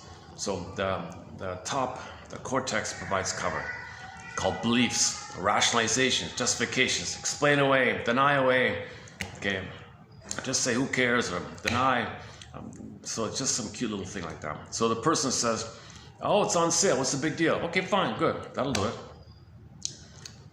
it. Make up some excuse why the person you're not familiar with might be no good. Because you believe, from your perception, you were no good. Babies think they're no good when mother hurts them. When a mother hurts the baby, he thinks he's no good. He never says mother's no good. He must say he's no good to think his mother's good because he needs a loving mother. He cannot know the mother's hurting him. All babies blame themselves. If mother abuses the baby, baby says, my fault, I'm no good. He's very diplomatic, right? He's trying to get along with the mother. He wants a loving mother. He's got to get along with her. So he'll just say, oh, I'm no good. That explains it. It's called the moral defense. So find someone else on the outside who shows some signs of himself, okay, who's no good. He feels no good. Projects his feeling of no good. Say they're no good. So look for an excuse. Come on, cortex. Find something. Find something. Oh, his shoelace. Yeah, look at that. Look at his shoelace. Didn't tie his shoelace. He's no good. You make up any little thing. If you more, you just make up some trifle. You just blow it up. It doesn't matter. Even make it up. Even dilute it. Even hallucinate it if you have to. You got to believe that the other person is you who's no good because you can't know. And remember that you're no good because your mother hurt you, and you believe you're no good after mother hurt you. So you become the mother who hurts yourself. Got to find someone to make you believe they're no good. And then flip-flop, after you shame someone who plays you, flip-flop, you play the mother, and now, you play yourself, and now you project your mother onto the one you just shamed, and the anger you do feel from your side onto the mother, you displace on the one you just shamed. So now you're shaming someone, then you hate them. Okay, enter the famous line, men hate whom they hurt, from long ago. And a whole bunch of them. Go to the short section here, type in popular. It's in the popular topics. On those who shame others and then proceed to hate them. Why do people do that? Well, it's a fusion. Self and other. Baby and mother are one, and it flips around easily. So he'll play the mother, then he'll play himself, flip. And people in this mode have an uncanny ability to do what Gottstein calls the BPD amalgam. Identity diffusion, double think, double talk. They'll be the aggressor and co-opt and identify with the victim and think they're the victim. While they're being aggressive, they'll think they're the victim. Because they have no identity, right? So the victim, they can say they're the victim to justify their being the aggressor. And the victim, they'll say, is the aggressor while they're the victim. But they are the aggressor because they're repeating what mother did to them. But to not be aware of it, to fool themselves, they need an excuse to get their anger at the mother. So this is people who have an uncanny ability to play now you see me, now you don't, catch me if you can, with their talking. So did you say that? They're over there, magic mirror. So Gottstein says the primary mentation to the secondary mentation, and then the secondary mentation to the primary mentation. You take those two lines of mentations, okay, and you fuse it up, poof, magic mirror. So they can dodge all around. They can flip all around easily. No time, they can spin around. Did you mean that? No, I meant that. He's over there. Oh, so you meant that. He's over somewhere else. What's wrong with you? Flips it and blames you. Passive-aggressive, psychological aggression. So they can make you annoyed, and then, what's wrong with you? And then they criticize you. But they set it up. So they're survival anxiety. They got to flip around like crazy. Chameleon. It's very chameleon like that. All this double talk and double thing comes from the trauma. Because the baby's trying to survive. The baby's just trying to survive. Gottstein calls it survival anxiety or something. Check out, look at that, eh? Look at that. An excellent author, James Gottstein. No one's heard of him. Very few people have heard of him. Type in, give me some quotes from James Gottstein. Look at that. The best quotes, you can do it any author here. Give me some quotes from James Gottstein. It won't take a year. Thomas Ogden, no. Masterson, oh, major star in the therapy world. It won't take a year. You know, Karen Horney. It won't even take the Karen Horney quotes to here. Can you believe it? Let's give it a quick try here. Quotes. Let's see. Let's say quotes from. Hang on. Okay, let's just say quotes. Okay, let's try. Okay, quotes from James F. Masterson. Excellent author here. I highly recommend his books. Search for the Real Self is a good place to start. Quotes from James F. Masterson. Let's see what it says here. I'm just curious. Yeah, nothing. Okay, from the Goodreads. Okay, there's a blurb about his book. Okay, there's a blurb about him. Masterson was a prominent shrink known for his work on personality disorders, an object relations approach to NPD and BPD. His work focuses on the real self, the false self, the abandonment depression, emphasizing the necessity of creating personal meaning over accepting a false facade. Oh boy, look at that vague. Look at that. That's pitiful. That's pitiful. Look at this. Is that the best they can do? Look at that, eh?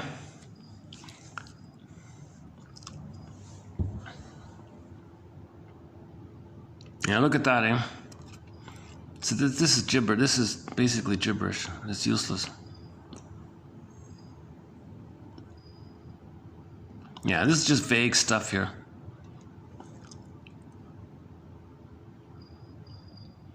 He doesn't even give you the axiom. Self-activation triggers abandonment depression, which leads to defense. That's his key axiom. They don't even give you his main axiom. Just vague general things. The significance of working together. Oh, empathy is important. Look, just vague, useless things. That's it. Oh, there's a photo of him at least. Oh, here's a photo of Masterson. Yeah, let's see. Does it show up here? Oh, here he is. Here. Here's a photo of him. 1926 to 2010. So he went to his 88. He's in his 80s in that photo, eh? That's an older one. Yeah. What else does it say here? Oh, these are okay. Okay, so this website has a couple of quotes from him.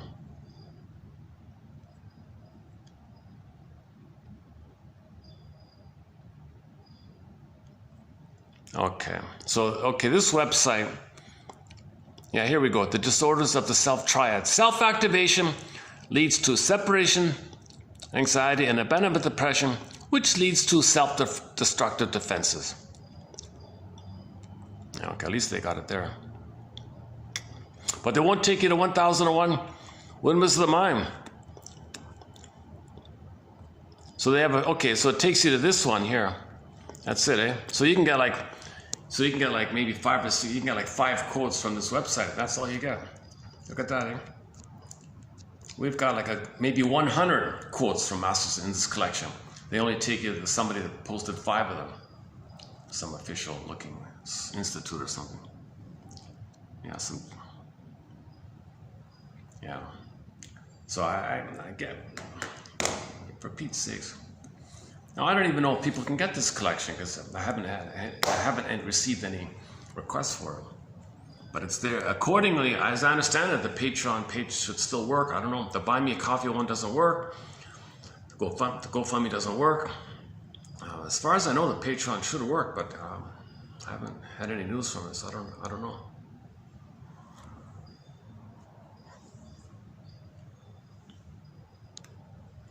Okay, let's finish up the neurotic process. So it says to the ego, cover me. So that's rationalization, explain away, need to know, don't let the person know because that will interrupt it and you feel pain. He's not ready to know the truth. So lie, cloak, cover, cloak. So he's fooling himself, he's lying to himself, and he's driven to reach for the cookie, hoping his mother's love in the past. He wants to shame others, though his mother shamed him, and then hate the one he shamed, hoping he'd get mother's love in the past, and so on. This is the neurotic process. This process of chasing to change the past, and the pain pushes up the good chemistry of the past, which is fused up, is called psychic masochism. So when you blip up the happy chemicals, it blends in with the pain that led to it. This fusion of your pain, of your anger attacking yourself, and the prior chemicals of happiness with your mother, it fuses in. It's called psychic masochism. It's psychic masochism.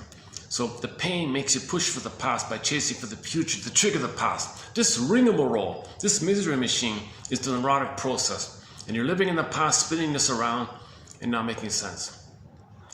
Okay, and then you're not making sense because when you lie to yourself, you lie to others, you don't make sense. You're fooling yourself, you're fooling others. And you're stuck in this emotional issue of the timeless past. And you live your life like this, and it doesn't matter if you can sublimate. If you can sublimate it, it's more cloaked. If you don't sublimate it, it's maybe more obvious to you. So there's a thing called sublimation. If your pursuit have some kind of society benefits, if you, for example, you hit the baseball well and you make money hitting the baseball, it's called sublimation. But you're still, it's just a defensive thing. Sublimation is a defense mechanism. Some people think that's all there is. That's not true. No. But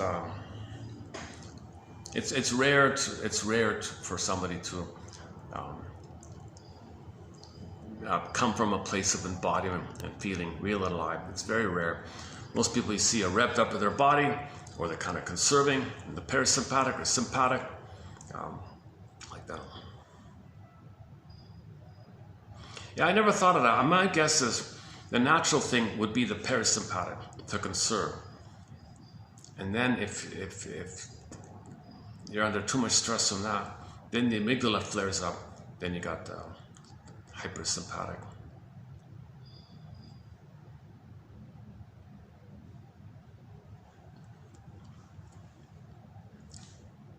Now, the stress on your body like that can give you symptoms in the body symptoms. Take your pick, any body symptom. And then, but you need some kind of outlet. So you have the simultaneous pain pump, timeless spring of the pain pump, Sisyphus pain pump, Tantalus pain pump, repetition pain pump. It's going to give you a symptom. Now, if you can sublimate, you might be able to channel. So you disperse. Then your distress is not with them, and that's the sublimation. So it's healthier to be able to sublimate. If you can sublimate, where your sublimation gives you benefits and you don't hurt others. Ironically, your sublimation might be useful to society, or at least you don't hurt others with your sublimation. If you hit the baseball, no one's really hurt by it like that. But it's still, the pain is still going on, but you dispersed it enough, and then when you make money hitting the baseball, maybe you have more amusements, and you can buy a home sauna, and you can calm down and take holidays. And so it's better to be able to sublimate if that's the case. But so I won't do the topic about entering into the twilight zone, the door, twilight zone. You're entering into another dimension. Okay, open the door. Next stop, twilight zone. So that's the labyrinth. And in the labyrinth, before you get to the Minotaur, okay, before you get to the monster of the id in your mind, your anger, okay, you got to go these preliminary steps. Okay, as mentioned briefly earlier, you got to resolve either or thinking, face the someday. You're not guilty, but you got to update that, and so on. So let's go back to today's quote here. Let's see how we're doing here. Okay, so let's go back to 3218. Okay, so when a person enters therapy, the shrink says apparently, how can I help you? What are you here for? What's your chief complaint? I read that in Masterson's book. What's your chief complaint? That was funny. Because it makes you feel important. You're chief. Yeah, I'm a chief. My top complaint. I'm important. My chief complaint. I'm bringing my chief complaint. So important I am. So the chief complaint is usually the symptom. They don't know what's causing the symptom. They're there because of the symptom. The symptom is giving them. They don't have a sublimation. So they have the symptom is bugging them, right? So they present. So that's called the presenting problem, the presenting issue. Okay, the chief complaint, in other words, could be could be physical, could be relationships, etc. So now let's look at the neurotic process or the inner conflict. Basically, this is done by searching for the meaning of the act as the client describes it, for the emotional value of the act, searching for whatever recollection can accompany the story, and for whatever parallel the client can draw between his life in the present and the past. So how is the present analogous to the past? How is the present a replay of the past? How is the present, how does that remind you of the past? The past is being presented in the present. Can you notice how the present is a recreation, reenactment, a repetition of the past? Can you make this link? It's not about the present. The present just triggers the past. It's about the past. And when you're in the therapy thing, okay, he's a quote-unquote blank screen, void. You're going to fill it in. You're going to recreate him. That's why shrinks don't talk much, because you want him to recreate and make him aware that he's recreating him. That part's coming up. Hang on, about the blank screen idea. Oh, the blank screen. Yeah, okay, that's coming up. Yeah, remind me of that one. Okay.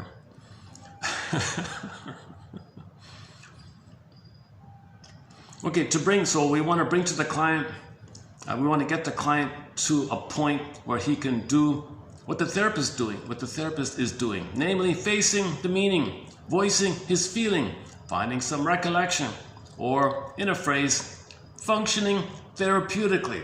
Functioning therapeutically.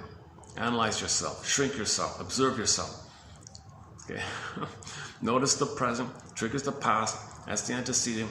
The past is being revealed to you in the present. You're thinking therapeutically like that. So the shrink helps you in that way. After a period of time, you can do it for yourself. You internalize the shrink mind, the shrink way of thinking. You internalize to do it for yourself. He teaches you how to fish. So then you can fish yourself. Right? And fishing, the fishing metaphor you bring up from the unconscious. Water, ocean, fish. I can't see. Bring up the fish, the gems, the minds, unconscious to conscious, fisher person. Like Snow White, they remind us, you want to mine up, fish up, bring up, pull up the carrots, pull up the rampions, pull up the radishes, pull up the fishes, pull up the gems, the minds, mine up. So he's helping you to allow that, and you internalize that and you do it for yourself. That's the therapeutic function, like that.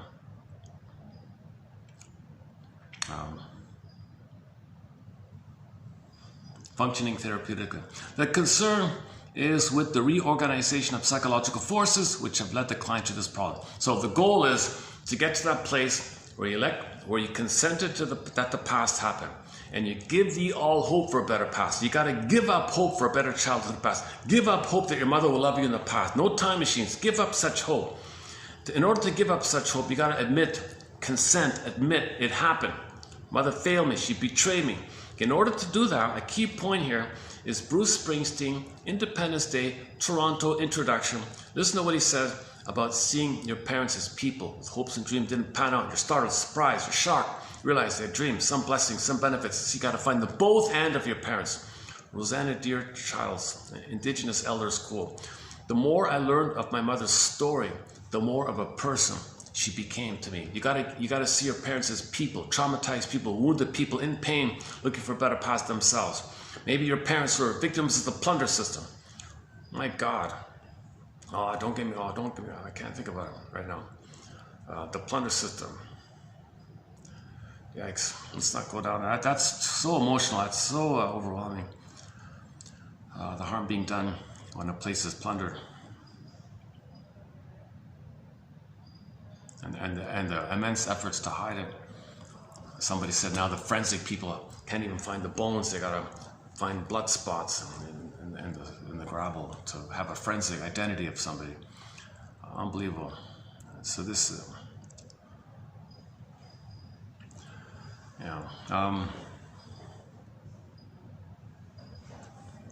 so that kind of thing with the pillaging or plundering, where if someone is not being seen as a human being because they felt mother didn't see them as a human being. If the mother herself, if any mother herself, when she's a baby, she thinks the breast is a thing. Okay? Imprint, overlay.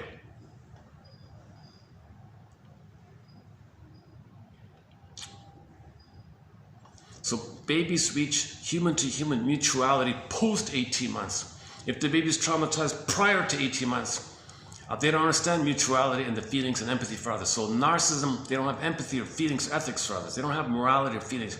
They fill in the blank, you use a disparaging term. Okay? They project it and think others are that, and they identify with the aggressor and repeat what happened to them. So repetition. So that's why mothers have to stay home. natural birth, lotus birth, Klaus and Kennel, Lamaze, all that stuff. Okay, natural.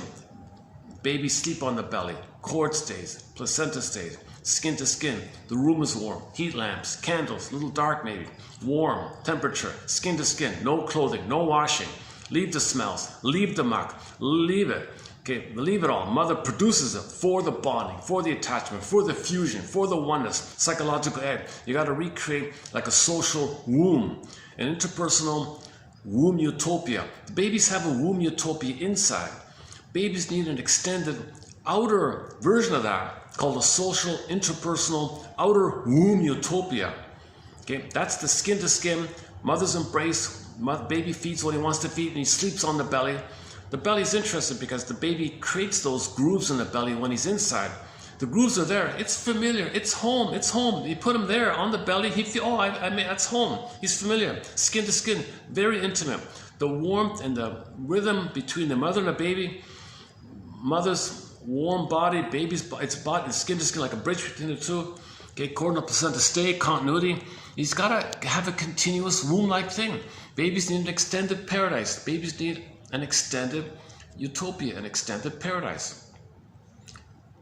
And then at 4 to 5 months, he begins to disperse the breast that he owns onto the world. Now the world's in an oyster phase. Okay, that's fine. Don't rebuff him for that. Let him think he owns the world up until 18 months.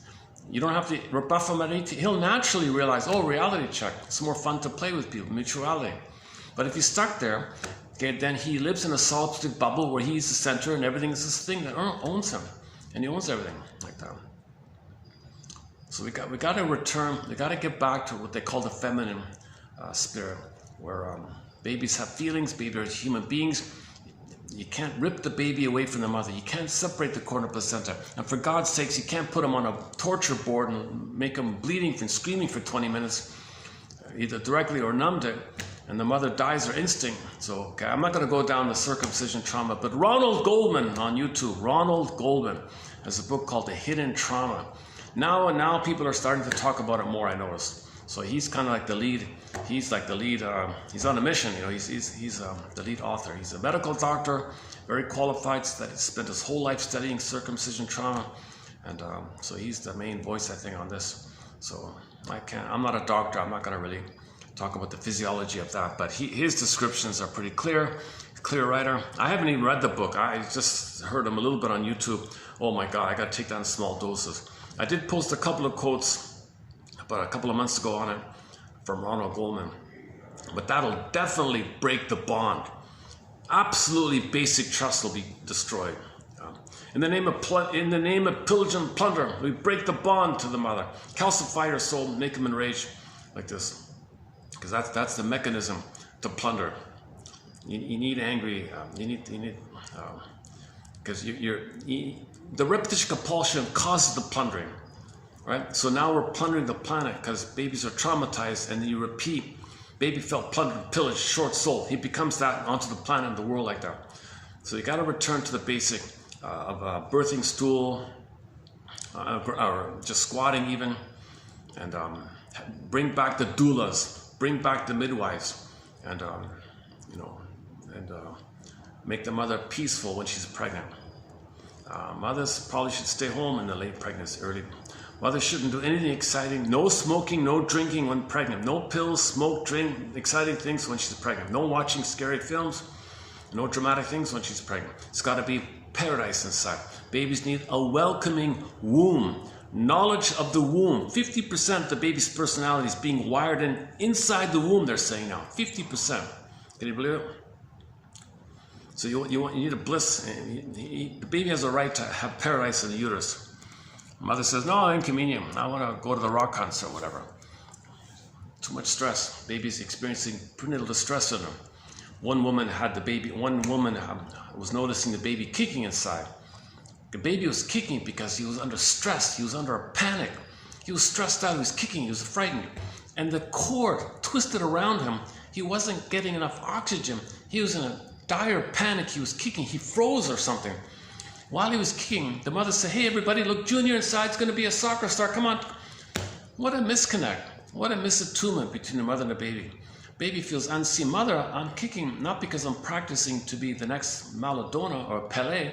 I'm kicking because I'm not getting enough oxygen and I'm scared and I'm trying to get out of here because it's dangerous in here. It's not welcoming. I want to escape. I want to get out of here. I'm kicking. I get out of here, but I'm stuck here. And in my kicking efforts, the cord twisted around me and now I'm not getting enough oxygen, for Pete's sake. Oh, look, everybody, he's going to be a soccer star. Mother, you're gaslighting me. I'm going to perish here. I'm freezing up like this. So this personality later in life might be, for example, he might tend to, if he feels stressed, he freezes up or something. Or if he has a hard time, if he initiates and he fears, he gives up. See, he might start something, gives up. Start something, gives up. So when he tries and so people give up easily. People don't follow through, they give up. They might be repeating that traumatic wiring. I try to be, no, panic, oh, freeze. So later on they try, oh, panic, freeze. They repeat it like that. So your personality is being set in the uterus kind of time. So that's the basic one. Knowledge of the womb. Shrink from Greece, I forgot his name. Check out the book, Knowledge of the Womb. He's got it on his website, the whole book there. Or most of it, I think. Knowledge of the Womb. Okay, and the other one is, what's his name? Janus, a book called, oh boy, what's that book called again? Janus, hang on a sec. It's been a while since I did the prenatal stuff. Janus, Ludwig, right? Ludwig, hang on.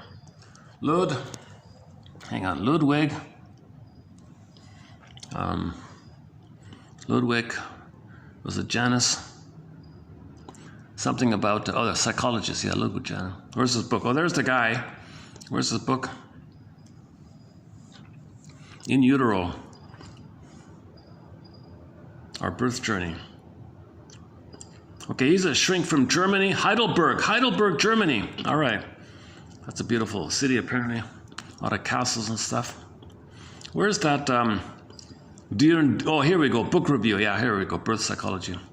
The Enduring Effects of Prenatal Experiences. Dr. Janoff's book review. The Enduring Effects of Prenatal Experiences. Where's the actual book? That's not it. Okay, anyways, there's his name.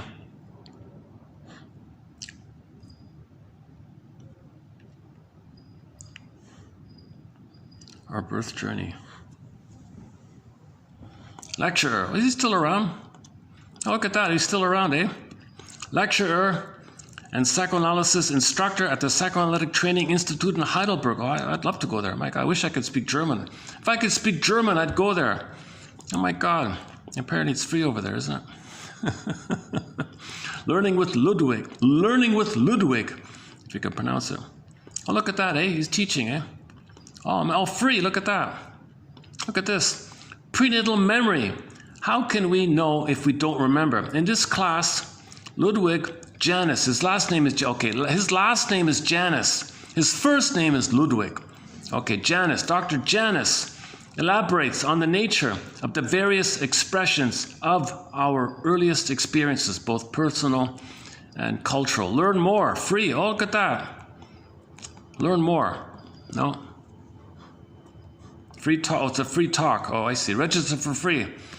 Well, I recommend this. I'd take advantage of this. If he's giving a free lecture, click the image above to view the trailer. Is there a trailer here? Our presenter. Who we are. Let's see the trailer. Hang on. What's this?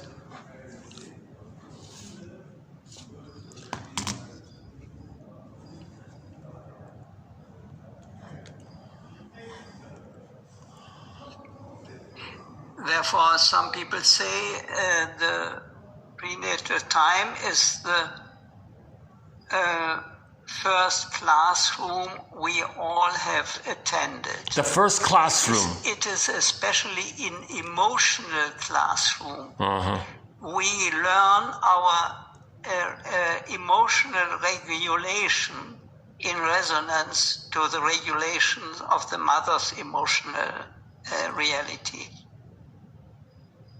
And you can also say architecture is recreating rooms, holy rooms, for getting a trance-like connection with the prenatal mother.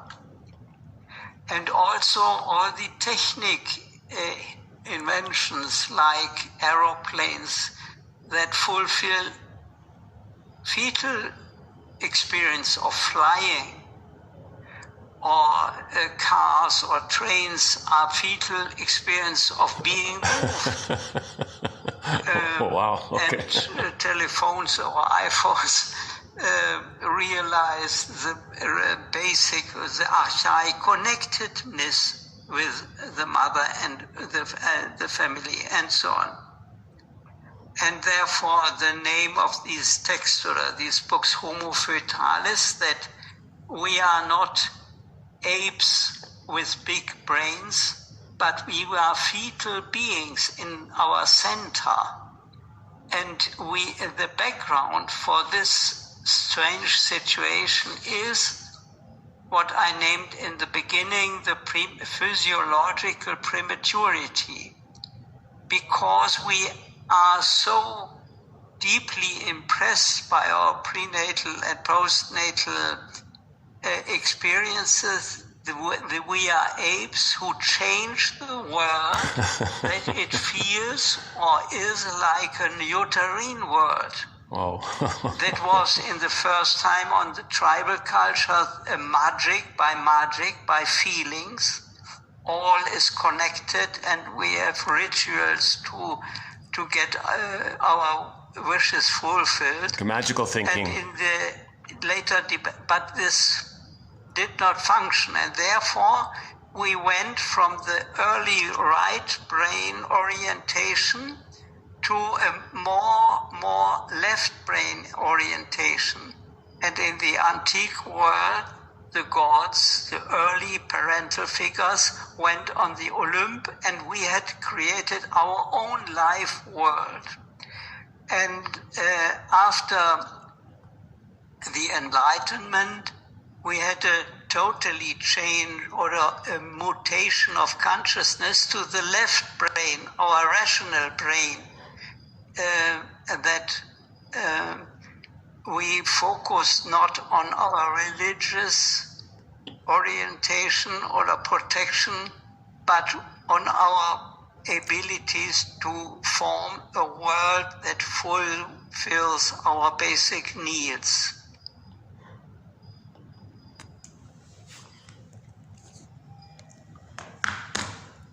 That reminds me of a failure of emotional processing. If there's a failure of emotional processing, we're spinning around in our thoughts like that.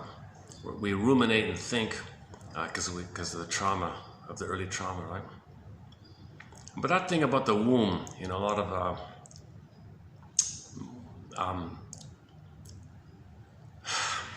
if it wasn't complete and we didn't connect, maybe we're doing all these connecting things in relation to this, right? Like if the cords are moved,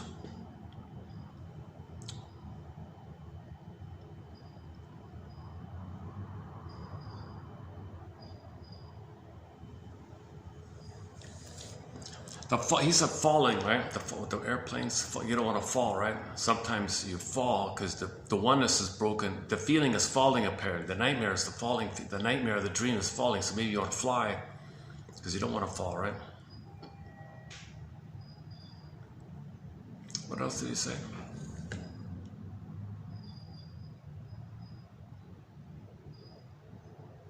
That last part about this thing about the shift to the left brain, I'm not sure. I'm not sure where he's going with that one. Anyways, check out the book. It's not perfect. It's a little awkward. Some parts of it are a little awkward, kind of like that lecture there. That's a good example of it. The guy's 100. He must be 100 in that lecture there. But anyways, he contributed to this prenatal issue.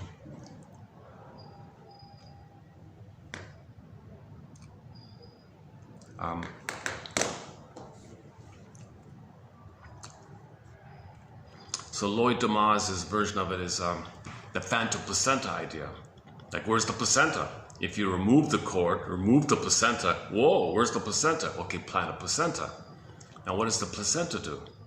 Okay, the baby sends up the waste elimination to the placenta to process it, and the centipede sends down the good. Okay, that's frozen, frozen. Okay, trauma, frozen. Where's the placenta? Okay, planar placenta. So you extract, that's the center vein, that gives you the food and the nutrients, and we waste, we dump, we pollute. So the, billions of tons of coffee grinds are in landfills, we just pollute. 10 billion tons of plastic dumped into the ocean, just pollute. We still have that attitude that there's the cycling didn't complete itself to a mature place. The mature place would be, oh, coffee grinds, why don't we use them for fertilizer? Composting. Now if you heat it up, you can add it to, when you make concrete, it makes the concrete stronger, and then you need 30% fewer materials to make the concrete, and the coffee muck, when you heat it up, can fill in for the missing 30% of the sand that makes the concrete, and it makes the concrete stronger. So if you had your processing completed, you would naturally think in an ecological manner, right? You would naturally think about recycling and processing. So we wouldn't just dump in a landfill, dump in the ocean like that. Because that's the trauma, the shock of the removal. You can't remove the cord. You can't remove the placenta. Now he's just doing it. He's dumping on the planet. Collectively, we're dumping on the planet because we didn't get the completion of the fulfillment of that time of the cycling where the baby receives down the center vein of the cord, sends up the waste elimination up helixly in a spiral manner up from the baby to the placenta, the thinner veins, up to the placenta, which takes care of it all.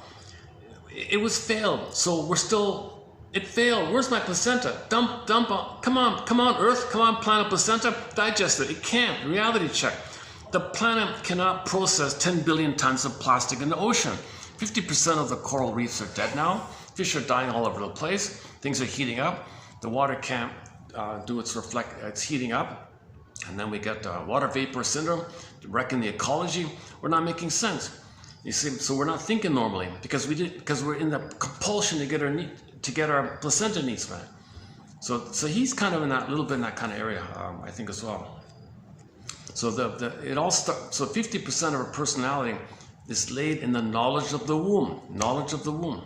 If the knowledge of the womb was, the placenta was supposed to stay for 3 to 4 days after birth.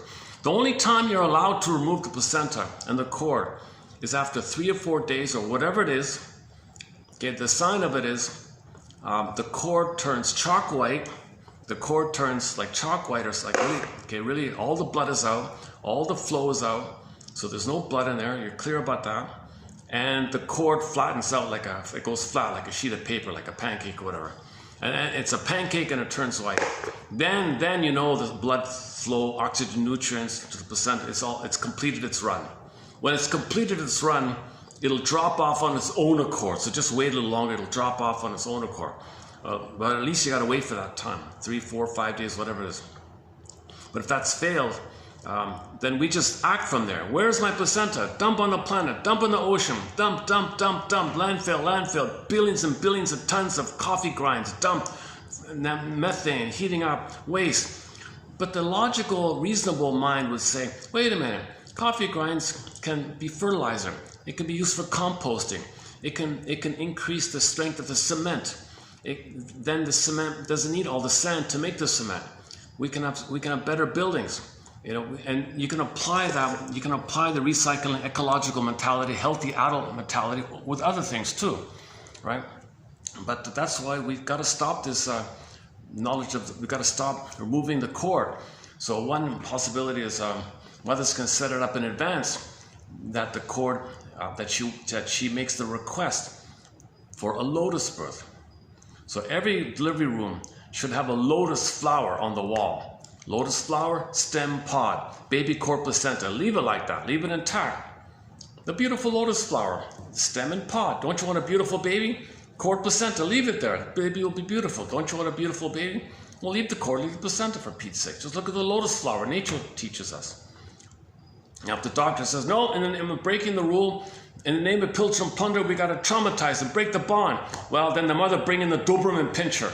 And the mother trains the Doberman pinscher. All right, dog, if the guy's going to remove the baby, if he reaches for the snippers, or if he's going to remove the baby, you growl at him or charge at him if necessary, and make sure and help me deliver the baby to me.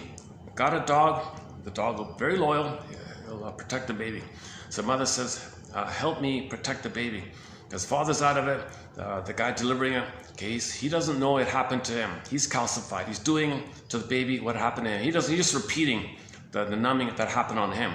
His soul is calcified. He's going to calcify the baby's soul. Because when the gynecologist was a baby, it happened to him. So identifies as aggressive does the baby thinking magically it's going to undo it. The gynecologist can traumatize a million babies. It'll never undo the trauma that he was inflicted upon, that he received when he was a baby. It's timeless. It's a timeless, forever kind of thing like that. So the mother's got to intervene and bring in the dog. All right, dog, charge at him, if necessary, or growl or something, because he'll say, no, I'll lose my job. Well, I don't care about your job. I want to protect my baby's soul here. It's more important than this. But my job is to traumatize, to break the bond. This is barbaric. This is a blind barbaric. A blind compulsion to repeat. The gynecologist is there because he's calcified and cold, okay, and he just will coldly traumatize the baby because the bond with him and his mother was broken. So he's going to repeat it. He identifies with the aggressor and breaks the bond on the baby because that's what happened to him. He's trying to remember.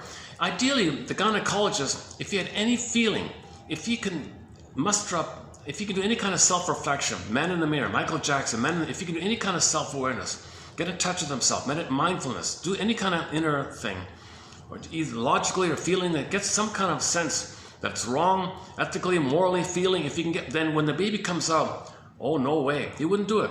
If you get one little feeling, he won't do it. There's no way. He'll be like the Doberman Pinscher. I'm going to protect this baby.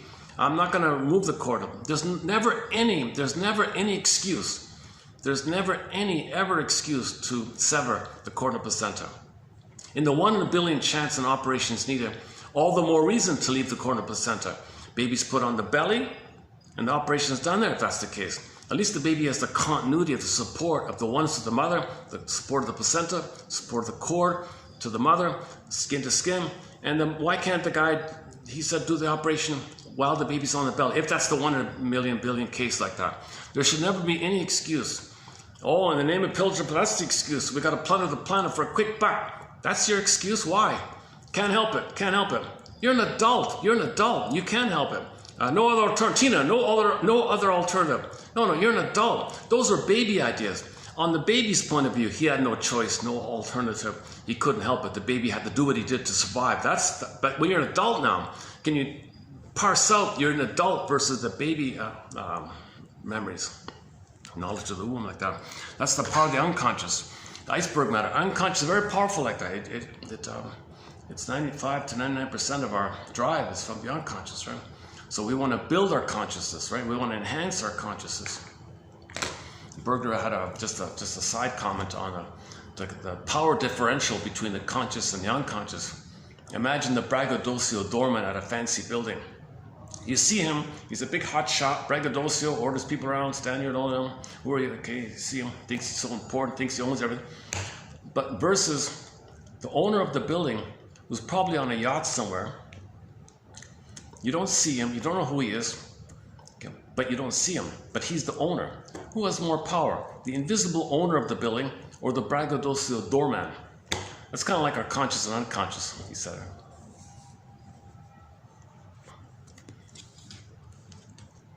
That's the problem. You know, fatigue and caffeine is not a good combination with me.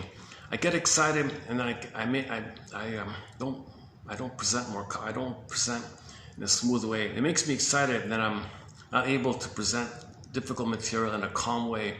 So my delivery kind of discredited. I don't want it to be that way. But nobody's presenting this material. Nobody out there. So it's either this or I hope a calm professional speaker can present this material. Then I'll watch it. I'll learn from it. I just feel like, where is it? I looked around myself for it. No one's doing it. Well, I got to do it, I guess, just to start somewhere, kind of thing. So you want some good orator, handsome or attractive person to present this calmly, and people feel soothed by the nice presentation, by the nice delivery, and they're learning because they feel a connection. They feel calmer. No one's going to be calm listening to my anxiety, right? Where are we here? Let's do the next one here. The client the client must come to the point of seeing what he's doing. In order for him to perceive his actions, he must expose his feelings, his thoughts, his free associations, his fantasies, etc. The therapist, in turn, must recognize what it is that the client is doing when he makes his distortion of reality. Okay, that's transference, right? Repetition, compulsion, distortion, paradoxic distortion, seeing the present in terms of the past. The therapist must work to clear away the obstruction of the repressed feeling and fantasy of the client. He must work toward providing the client with a degree of freedom from resistance and defense. Okay, you analyze the defense before you get to the content. Defense before content. So he don't want to feel something, so he changed the topic. That's the defense. So you change the topic. Oh, then the why. The feeling came up. Defense before content. He must work toward providing the client with a degree of freedom from resistance and defense. He must likewise attempt to free the client from the tyranny of acting out. Okay, so you want to see the acting out is he's going to stand up and walk around. You got to act. He's acting. Put it to words. It's all about putting it to words. You don't need to act out. The responsibility is then returned to the client, and at this point, we have a true crisis. The client must become aware that he is creating his own conflict. There it is. You got to be aware that you're creating this conflict. That whatever's going on within him is the result of his own doing. He's recreating it. He's trying to remember. He's trying to get a better past for his childhood. He's trying to expose the mother. He's angry at his mother. He's recreating this. He must come to the point of discovering that his conflicts originate in himself. When the client perceives, yeah, we're still on 32:18, right? Okay, when the client perceives that he is, let me check the battery. What is it? 206. Okay, should be okay, right? Battery, what is it? 49%, 4 o'clock, all right. When the client perceives that he is transferring and is able to ask himself the essential question, why must I transfer? What do I gain by turning one person into someone else? Seeing somebody in the present as somebody in the past, why am I doing that? Well, if he asks himself this question, okay, progress. Okay, he's working through, he's making progress, called working through.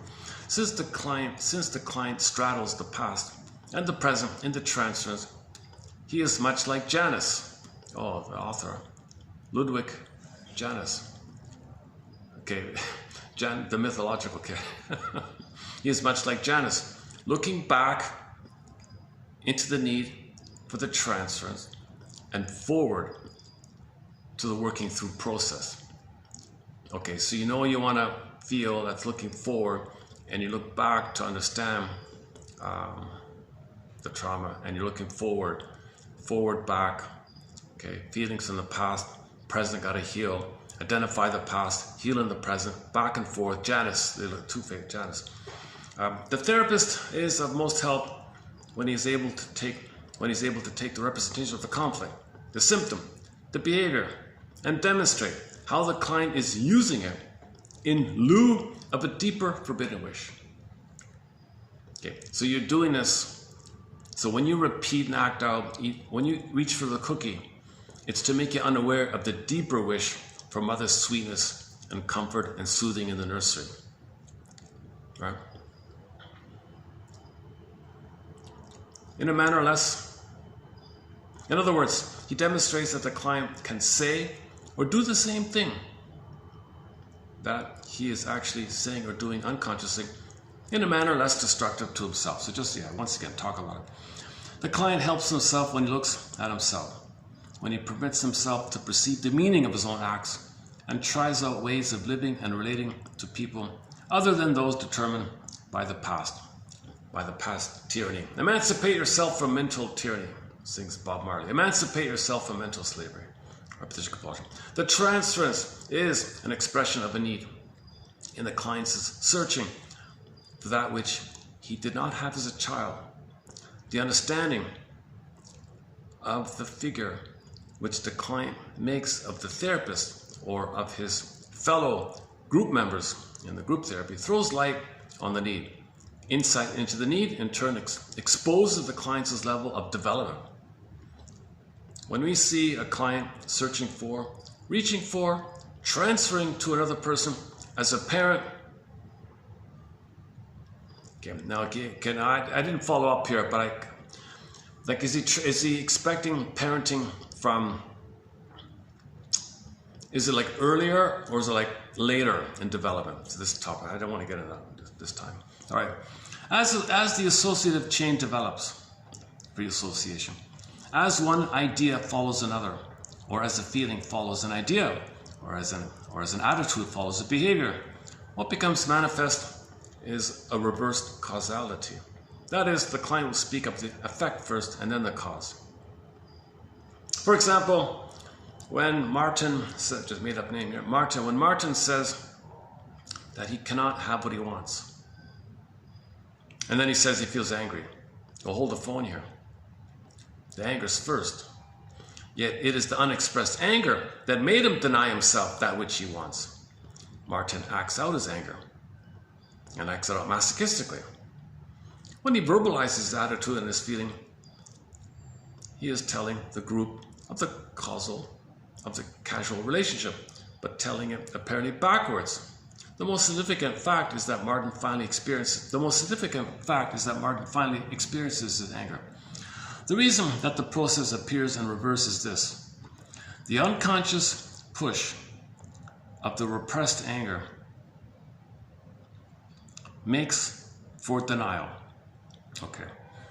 The self-perception of the conscious denial enables the defense against the repressed anger to drop. As the defense drops, the anger comes through on a felt level. On the surface, we see Martin saying, I can't have it, and then I'm angry. But his production is to be interpreted. Oh, somebody come in? Oh, let me make sure somebody doesn't want to use this.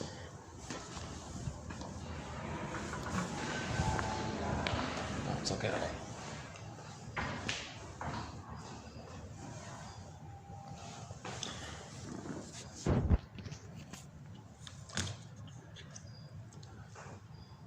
We're back to Martin here.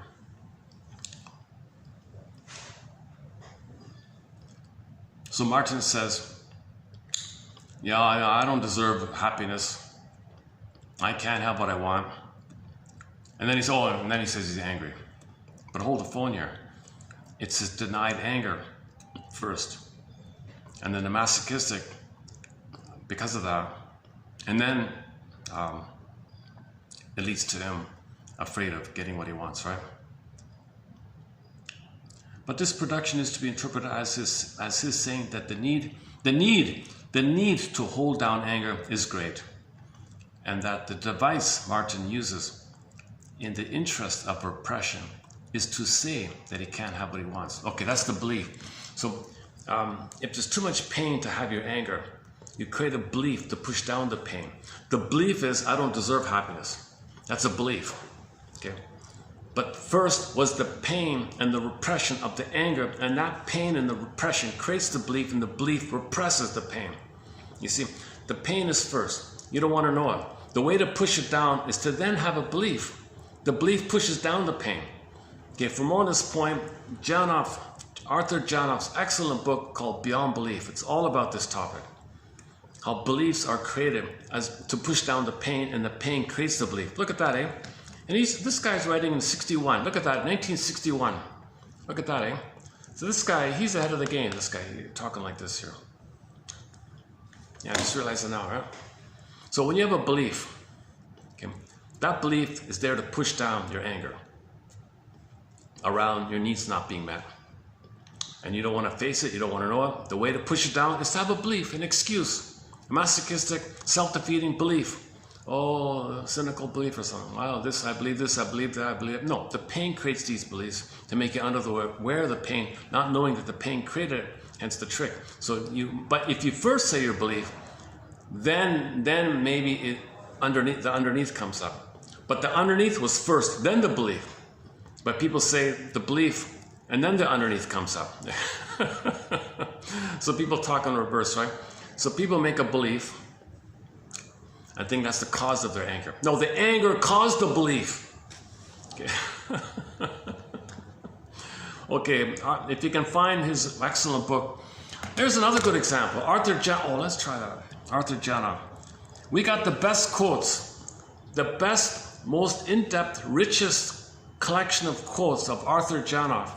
17 books. I mean, I'm not, except that, minus that first one that made him so notorious, made him so famous. Except that, all those follow-up books. Let's see what it says here. Quotes from Arthur Janoff. Hang on a sec.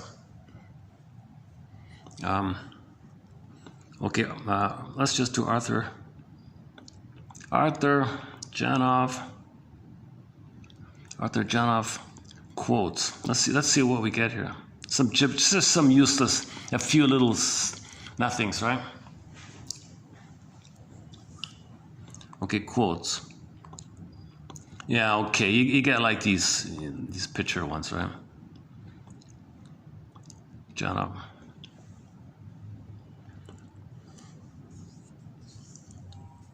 See, it'll list his books a little bit.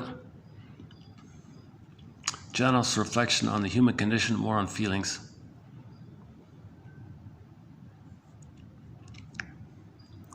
Okay, maybe the best, see this Goodreads one, right? Keeping feelings inside will eventually take its toll on one's health. The secrets make you sick, they say. That one there. So you're not really getting it. There's no reference to 1001 Windmills of the Mind that has the #1 greatest, most in-depth, sparkling, bright, helpful quotes from the collection here. This AI idiot is unaware of it.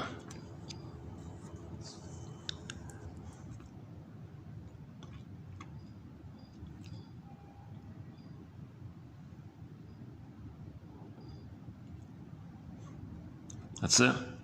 Look at that. For more quotes from Arthur Janoff, please see the provided sources, Goodreads.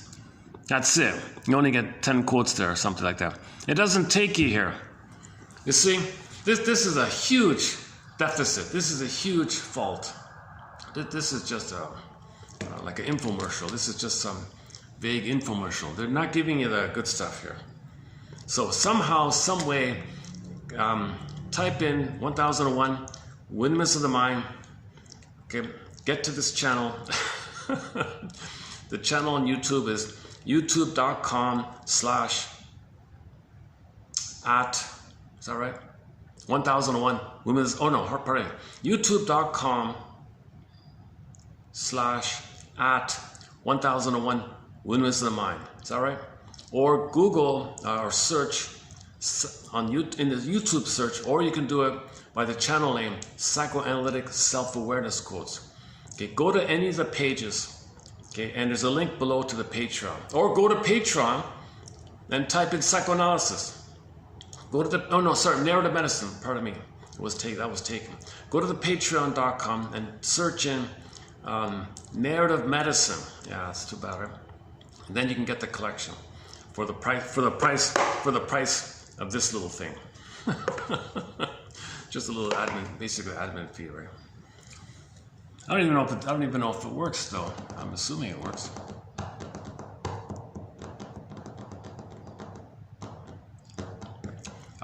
The collection in its current form is well beyond 1,000, right? So you'll get like several thousand, but I got to update it like that. My laptop crashed. Oh, jeez, and you can't edit on the. So I got a little technical issue that's delaying my updates, but you'll get the bulk of it. You'll get most of it. The first 3 years of it, I think. If somebody does order the first 3 years, when I get the other 2 years compiled up, I'll follow up by sending the other 2 years. Or you can get it in the channel. Most of the collection is found in this YouTube channel. Almost all of it. Most of it. Not all of it. There's a massive pile of honorable mention quotes in the collection that are not here. But those honorable mention quotes are excellent. Okay, let's see how we're doing here. Are we finished with, that was a 32:18, eh? Not bad, eh? Look at that, eh?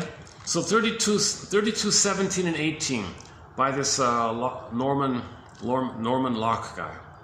Excellent quotes, eh?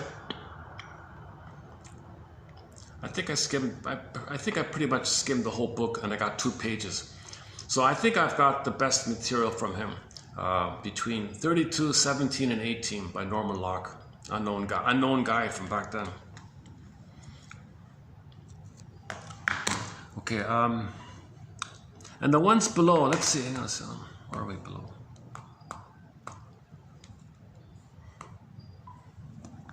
Okay, the ones below are 3197, right? Okay, let's for the ones below on this page below, let's continue here. Transference, the redirection of feelings from a prior relationship, usually in childhood, onto a new person. That's as clear as it gets, right? The reason you are doing it is out of a desperate hope that the reason you are doing it is out of a desperate hope for that person to repair that rupture within you. Look at that, eh? Again, transference, the redirection of feelings from a prior relationship, usually in childhood, onto a new person. The reason you are doing it is out of a desperate hope for that person to repair that rupture within you. Okay, one person said, the person can feel better when focused on the fantasy, rather than stepping back and seeing the reality of a blighted life that's lonesome, full of loss, etc. The hard work of mourning is avoided through obsessive thinking. Oh, there it is there, okay. When obsessions become painful and entrenched, and the unwanted person cannot control the pull, okay, then that person might get into a quote-unquote masochistic zone. Love becomes suffering, quote, you'll do anything to keep the connection.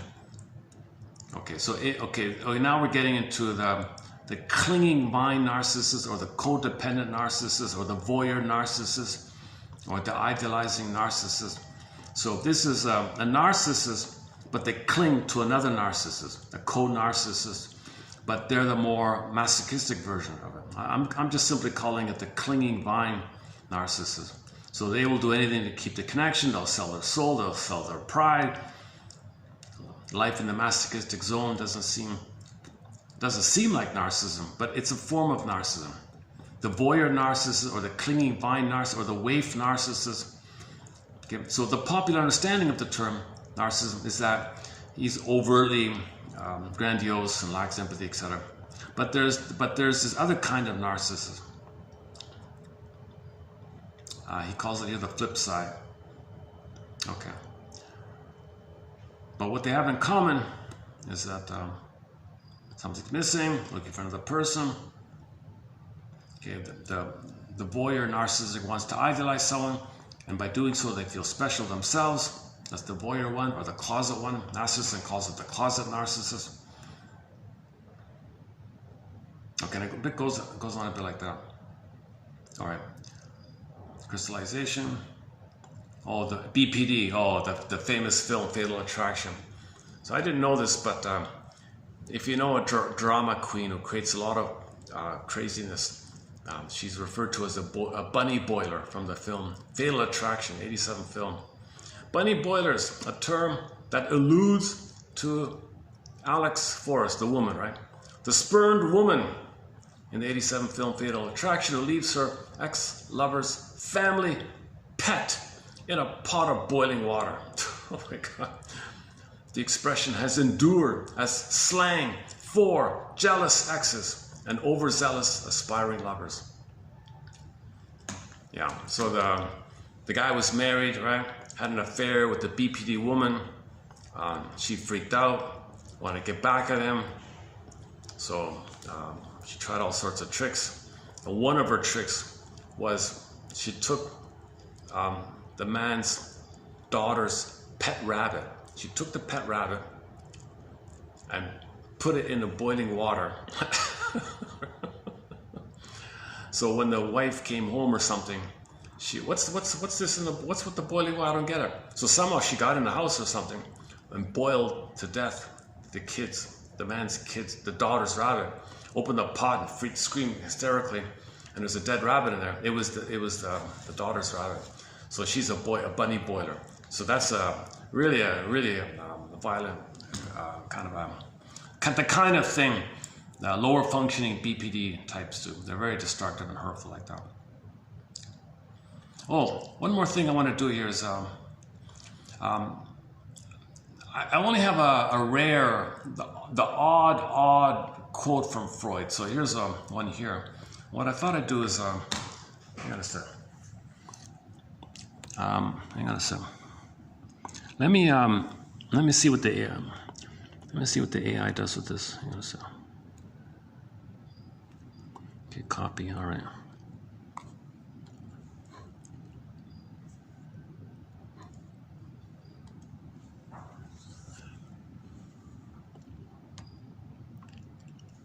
Let's just do the AI. Okay. So the Freud quote is, oh my God, sorry, hang on. The Freud quote is about the reincarnation idea. We're doing 97, right? 3197. The patient sees in the shrink the return or the reincarnation of some important figure out of childhood or past,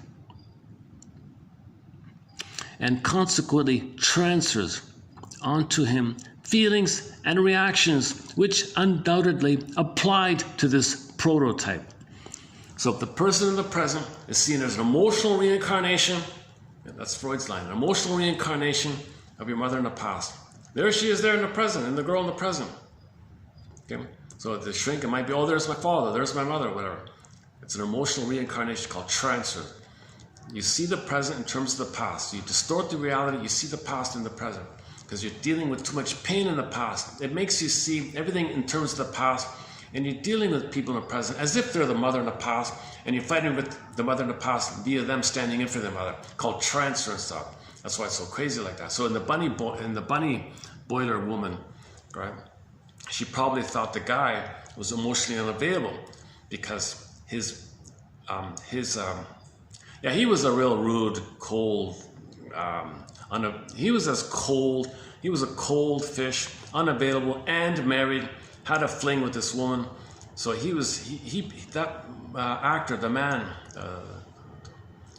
the guy who had the affair with the girl, he was a cold, extremely cold, unfeeling, lack of empathy, narcissistic to the extreme kind of character.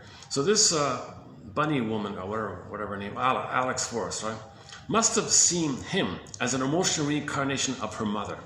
So she transferred the mother onto this cold guy because her mother was cold. So she had a full-blown psychotic transference neurosis and wants to battle with the man because that man's emotionally the reincarnation of the mother, and he's fused with him because she wants to be fused with the mother.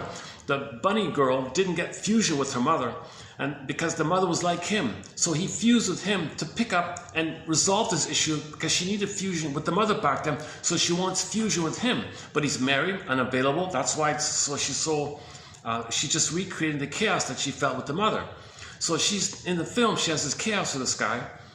That's the chaos she had with the mother. She's recreating and still trying to get the oneness that was missing from the cold, aloof, unempathetic, unfeeling woman.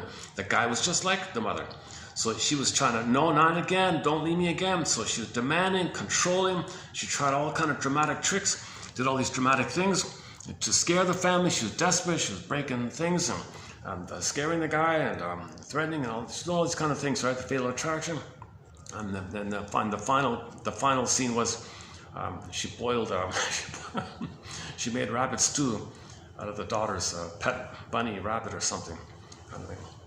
And the wife was saying, how did she get in here like this? Like she's really breaking boundaries, Because remember, the mother, the bunny woman, wanted oneness. There's no boundaries between baby and the mother, so she doesn't care about boundaries.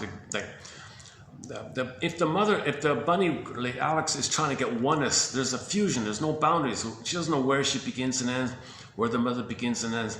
She doesn't really think in this guy. She doesn't care about boundaries like that too much, right? I mean, she did a little bit in the beginning, but he was cold. Get away, get away. So he was insulting her. Back off. Here's some money. Go away. Leave me alone. And she was, you treated me so bad. It's really bad you're doing. Why don't you just keep the affair on the side? I'll leave you alone. No, leave me alone. We had it once. Leave me alone. You can't do it like that, man. Like so this trigger, yes, she was cheated by the playboy husband, and but his he triggered her by acting so cold like that. He triggered her inside.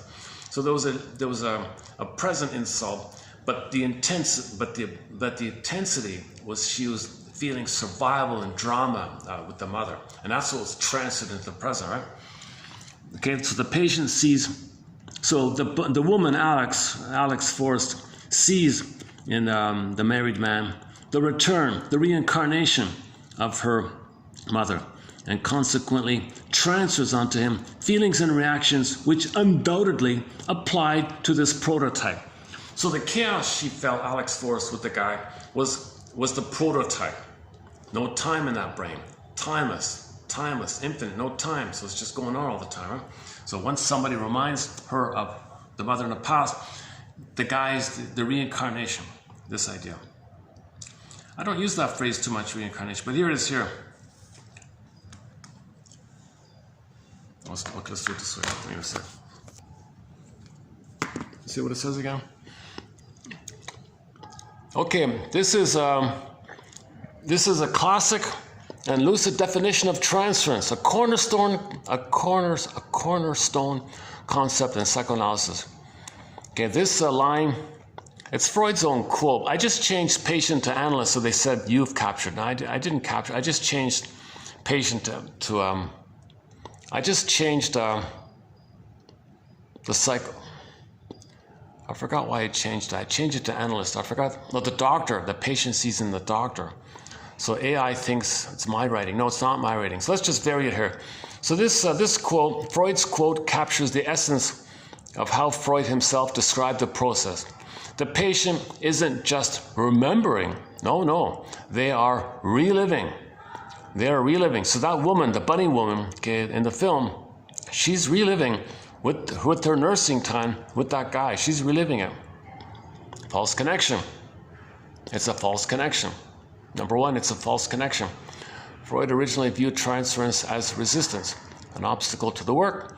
He noticed that patients would suddenly stop free associating and instead become preoccupied with the analyst's opinion of them. He eventually realized this wasn't a distraction, but the core of the cure. The patient makes a false connection between a past figure, usually the mother, and the analyst. False connection called it's not a real connection, it's a false connection because the therapist is not your mother. It's a fantasy connection, false connection. Now, here we go. For this reincarnation, quote unquote, to happen effectively, the analyst often maintains a degree of neutrality. Okay, blank slate, here it is, blank slate. By not sharing much personal information. Okay, the analyst becomes a screen onto which the patient can project these internal ghosts. The past. Okay, it goes on. Okay, so now this is subdivided into something you want, that's the positive transference. The patient sees the shrink as the nurturing, wise, idealized figure. Okay, so that's the positive one. Negative one, no, therapist is the evil parent. Negative one. Why it matters. The goal of identifying transference is insight. When the analyst points out, quote, you are reacting, let's do the German accent. You are reacting to my silence today with the same terror you felt when your father went quiet. Is that how he would talk? You are reacting to my silence today with the same fear you felt when your father went quiet. You are reacting to my silence today with the same fears you felt when your father went quiet. So you transfer the father onto the shrink. When the father was quiet, she was scared. Now he's scared again. The patient can begin to separate the past from the present. So you want to separate the past from the present. That's it? Oh, okay. And if you do it, just this one here, all, AI mode versus all, is what else? The quote defines transference. Patients unconsciously redirect emotions, desires, and reactions from significant past figures like parents onto the therapist. It acts as both a resistance to treatment and a tool for analyzing repressed infantile conflicts. Repetition of the past. The analyst is perceived as a reincarnation of a childhood figure, causing the person to act out old relational dynamics. Yeah, there it is there. Okay, that's a good one. That's a good one there. Repetition of the past. Is it showing up there? Repetition of the past. The analyst is perceived as a, quote, reincarnation, an emotional reincarnation, a psychic carbon copy reincarnation of a childhood figure, causing the person to act out, repeat, reenact the old dynamics. By bringing these unconscious patterns into the here and now of the session, the analyst can help the client understand and resolve them. Transference can be positive or negative. Origin. Transference allows the analyst to directly experience the patient's internal world, turning the therapeutic relationship into a living simulation of the parents' past. Yeah, look at that. So the present becomes a living simulation, recreation, a theater, drama, simulation, a living simulation of the past. So the client is bringing the past, recreating the past, a simulation of the past so we can know the past. We're trying to know the past so we recreate it. Acts out. Ambiguity of transfer. Is that it? And there's another, hang on a second, what's this one? If the patient sees in the doctor, was it doctor? The patient sees in the, what was it originally? Doctor, hold on a second. Okay, and the patient sees in, the patient sees in the, I think it was doctor, right? Doctor.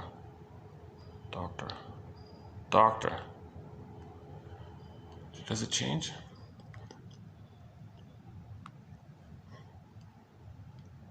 The prototype. The therapist is viewed not realistically, but as a reincarnation of a crucial figure from the patient's past. Ambivalence, therapeutic value. Freud noted that this phenomenon turns the analyst into a biological time machine. Biological time machine, where the patient re-experiences old unresolved conflicts in the present, often treating the therapist as a parent figure.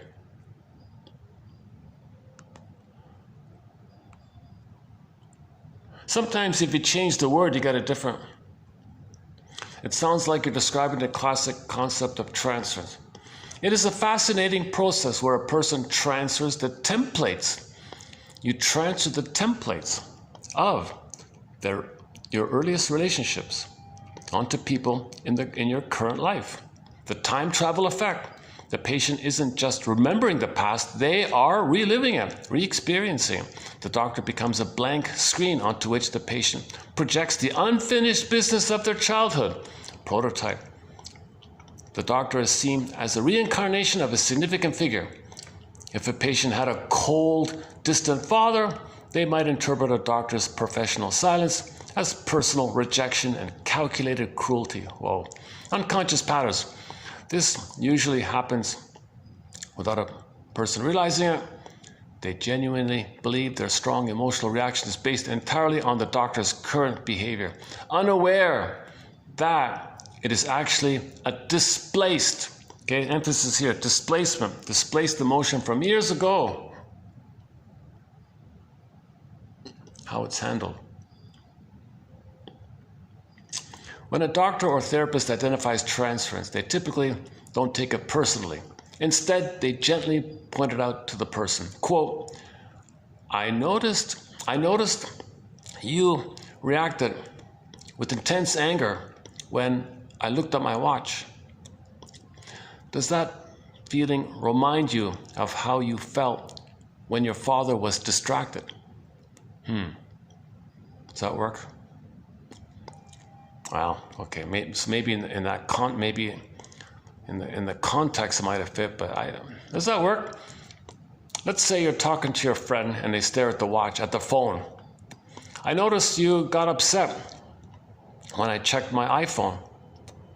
Does that feeling remind you of how you felt when your mother was busy with something else? Maybe, okay. This helps the patient separate the past from the present, eventually breaking the old cycle. Well, okay, that's not it. Okay, the example. So this is not going to offer you a psychoanalysis, right? Okay, let's back to that. Oh, let me check the battery. Hold on. Battery check here. Sometimes it drains quickly on me. Oh, 30%. Okay, it's holding up here. All right. Are we finished with the ones below? Hold on a second. Where are we? 3197.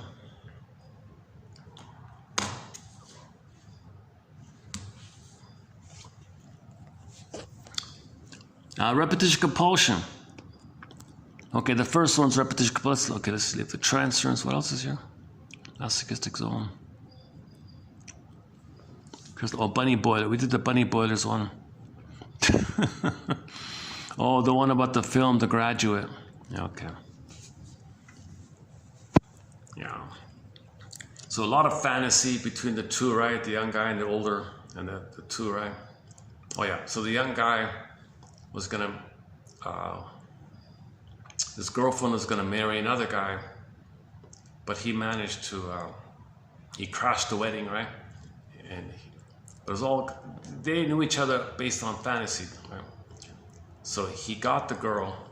The final scene was the bus. They're sitting at the back seat of the bus, and they're going like, oh, reality. I gotta get a job. We gotta talk about things. But before it was just all dreamy stuff, right? Passionate new love. Okay, I'll just leave it there. I talked about it last time. Fortunately for psychoanalysis, the ancient Greeks created myths that illustrate most of the conflicts we encounter in our clinical practice. So everything you go through with another person, it's all picturized in metaphorically, analogously, metaphorically, in personified images of aspects of the conflict.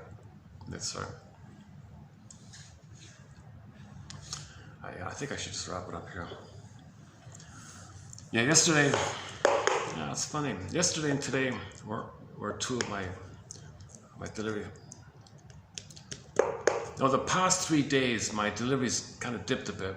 But prior to the past 3 days, I've done some good, calm, fresh videos. These past 3, I've kind of dipped a bit. So maybe I need to take a little break or something. But I want to get these quotes out. So anyways, submitted for your approval and consideration. Okay, so 2 pages of quotes. Today's ones, okay, 3197. And then the 2 from Locke, 3197. Yesterday and today, 3298. Okay, so submitted for your approval and consideration. The ones below and the 2 preview ones, 32, 17, and 18, by Mr. Locke. Yeah, that's it. Where's that book? Hold on a second. What's called Group Psychoanalysis, Theory and Technique. Yeah, there is there.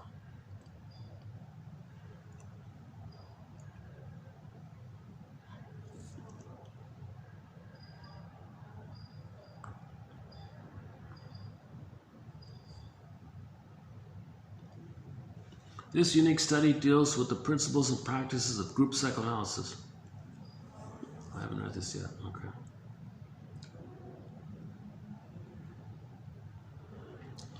See, this is really the future, you know, group psychoanalysis. Oh, here it is. Yeah, group psychoanalysis, theory and technique. Son of a gun, eh? Oh, there's his name. Norman Locke. Norman Locke. New York University Press, 1961. 61. Never even noticed this, eh? Never even noticed this. It's quite a good book.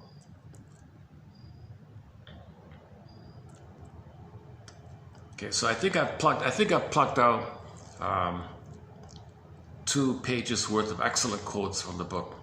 So it's saved. We saved the best of it, I think. So should this book be removed or lost, you'll find the best of it, I think, here. And that's the case with hundreds of books. If they're removed, I think I've saved some good stuff here.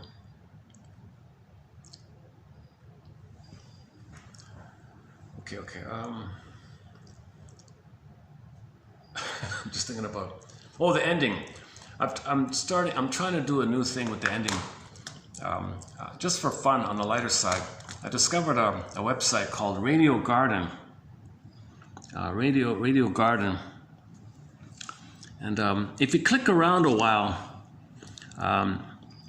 when we find a fun song,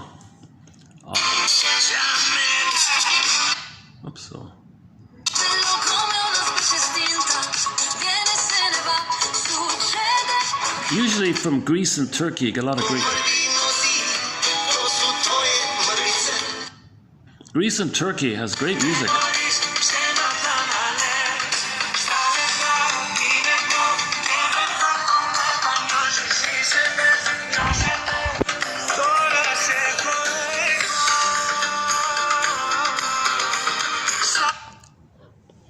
You got to check around a bit.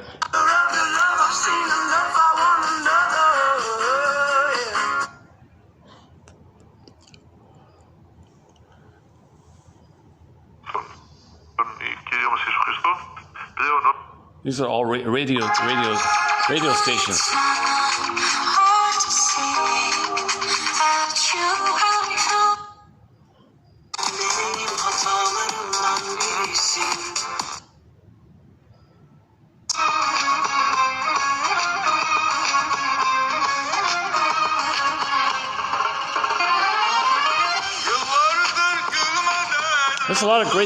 There's a lot of great music in this area, Turkey and Greece.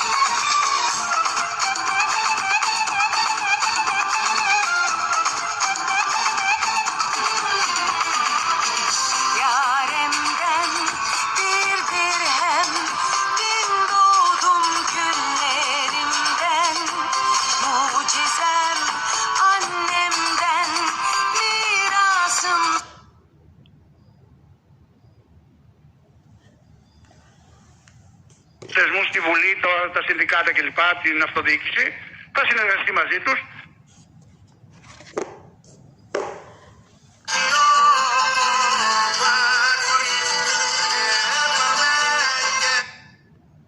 Let's just call someone. Let's try another area here. What's this?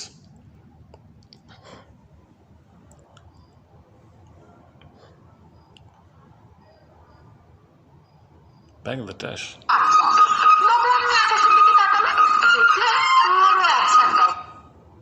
একটু বেশি দাও, ঠিক তেমনি ভাবে।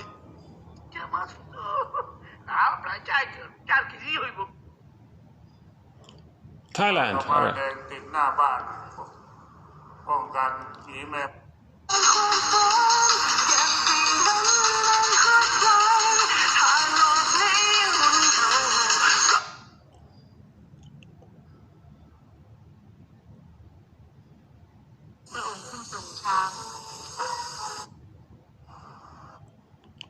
Vietnam. Let's find a fun song to end up with.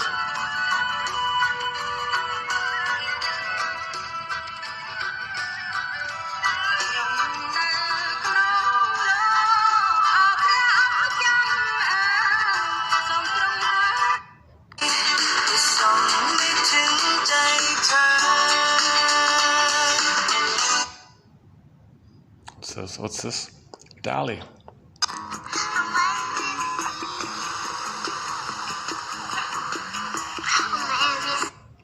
昆明。Hello， 大家好，我是歌手小黑罗永轩 ，FM 97云南音乐。成都。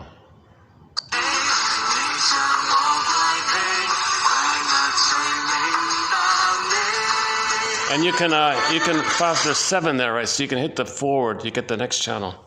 0811 4个6 0811。You can change the channel. 4大3大叫， They 不 got 管你是哪个。 Whoa. Oh, here we go. What's this? 你看啊，这就真的是踩坑了。Missed that one. 有这样一批儿上升。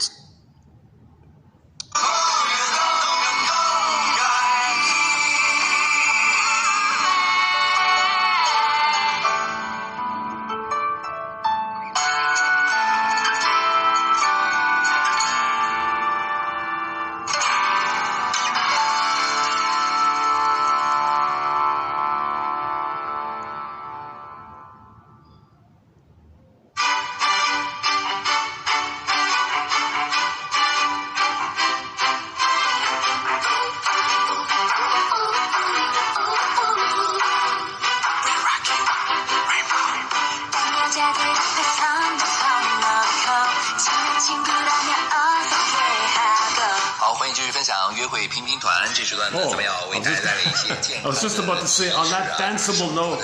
健康方式。 Let's try another one. 那么这次春晚的贺花神。Traffic radio. Traffic news. 一到暴雨天，不少村民都得 A lot of news here. Oh, this is news time. Oh, I see. 暴雨天，不少村民都 Where 得 can I 连 get some? 夜转移。于是村党总支书记、村委会主任张杰介绍。 What's this? Or up in Russia. Mongolia. All right, let's end up here.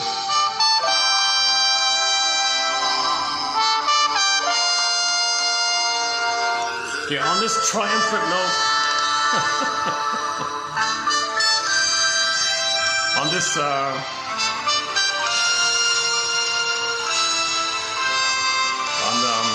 with these brass instruments here. On this melody, let's wrap it up here for today. May the psychoanalytic perspective be with you, i.e. noticing how the present is seen or as a reincarnation of the past. Notice how the present might be viewed as some kind of reenactment or reincarnation of your past. That's the psychoanalytic perspective. May the psychoanalytic perspective be with you. Metaphors be with you. May positive, helpful humor be with you. May your search for the third side of the coin be with you. May both and be with you. May these quotes be with you. May these analytic quotes be with you. And I'll see you in the next video. Thanks very much.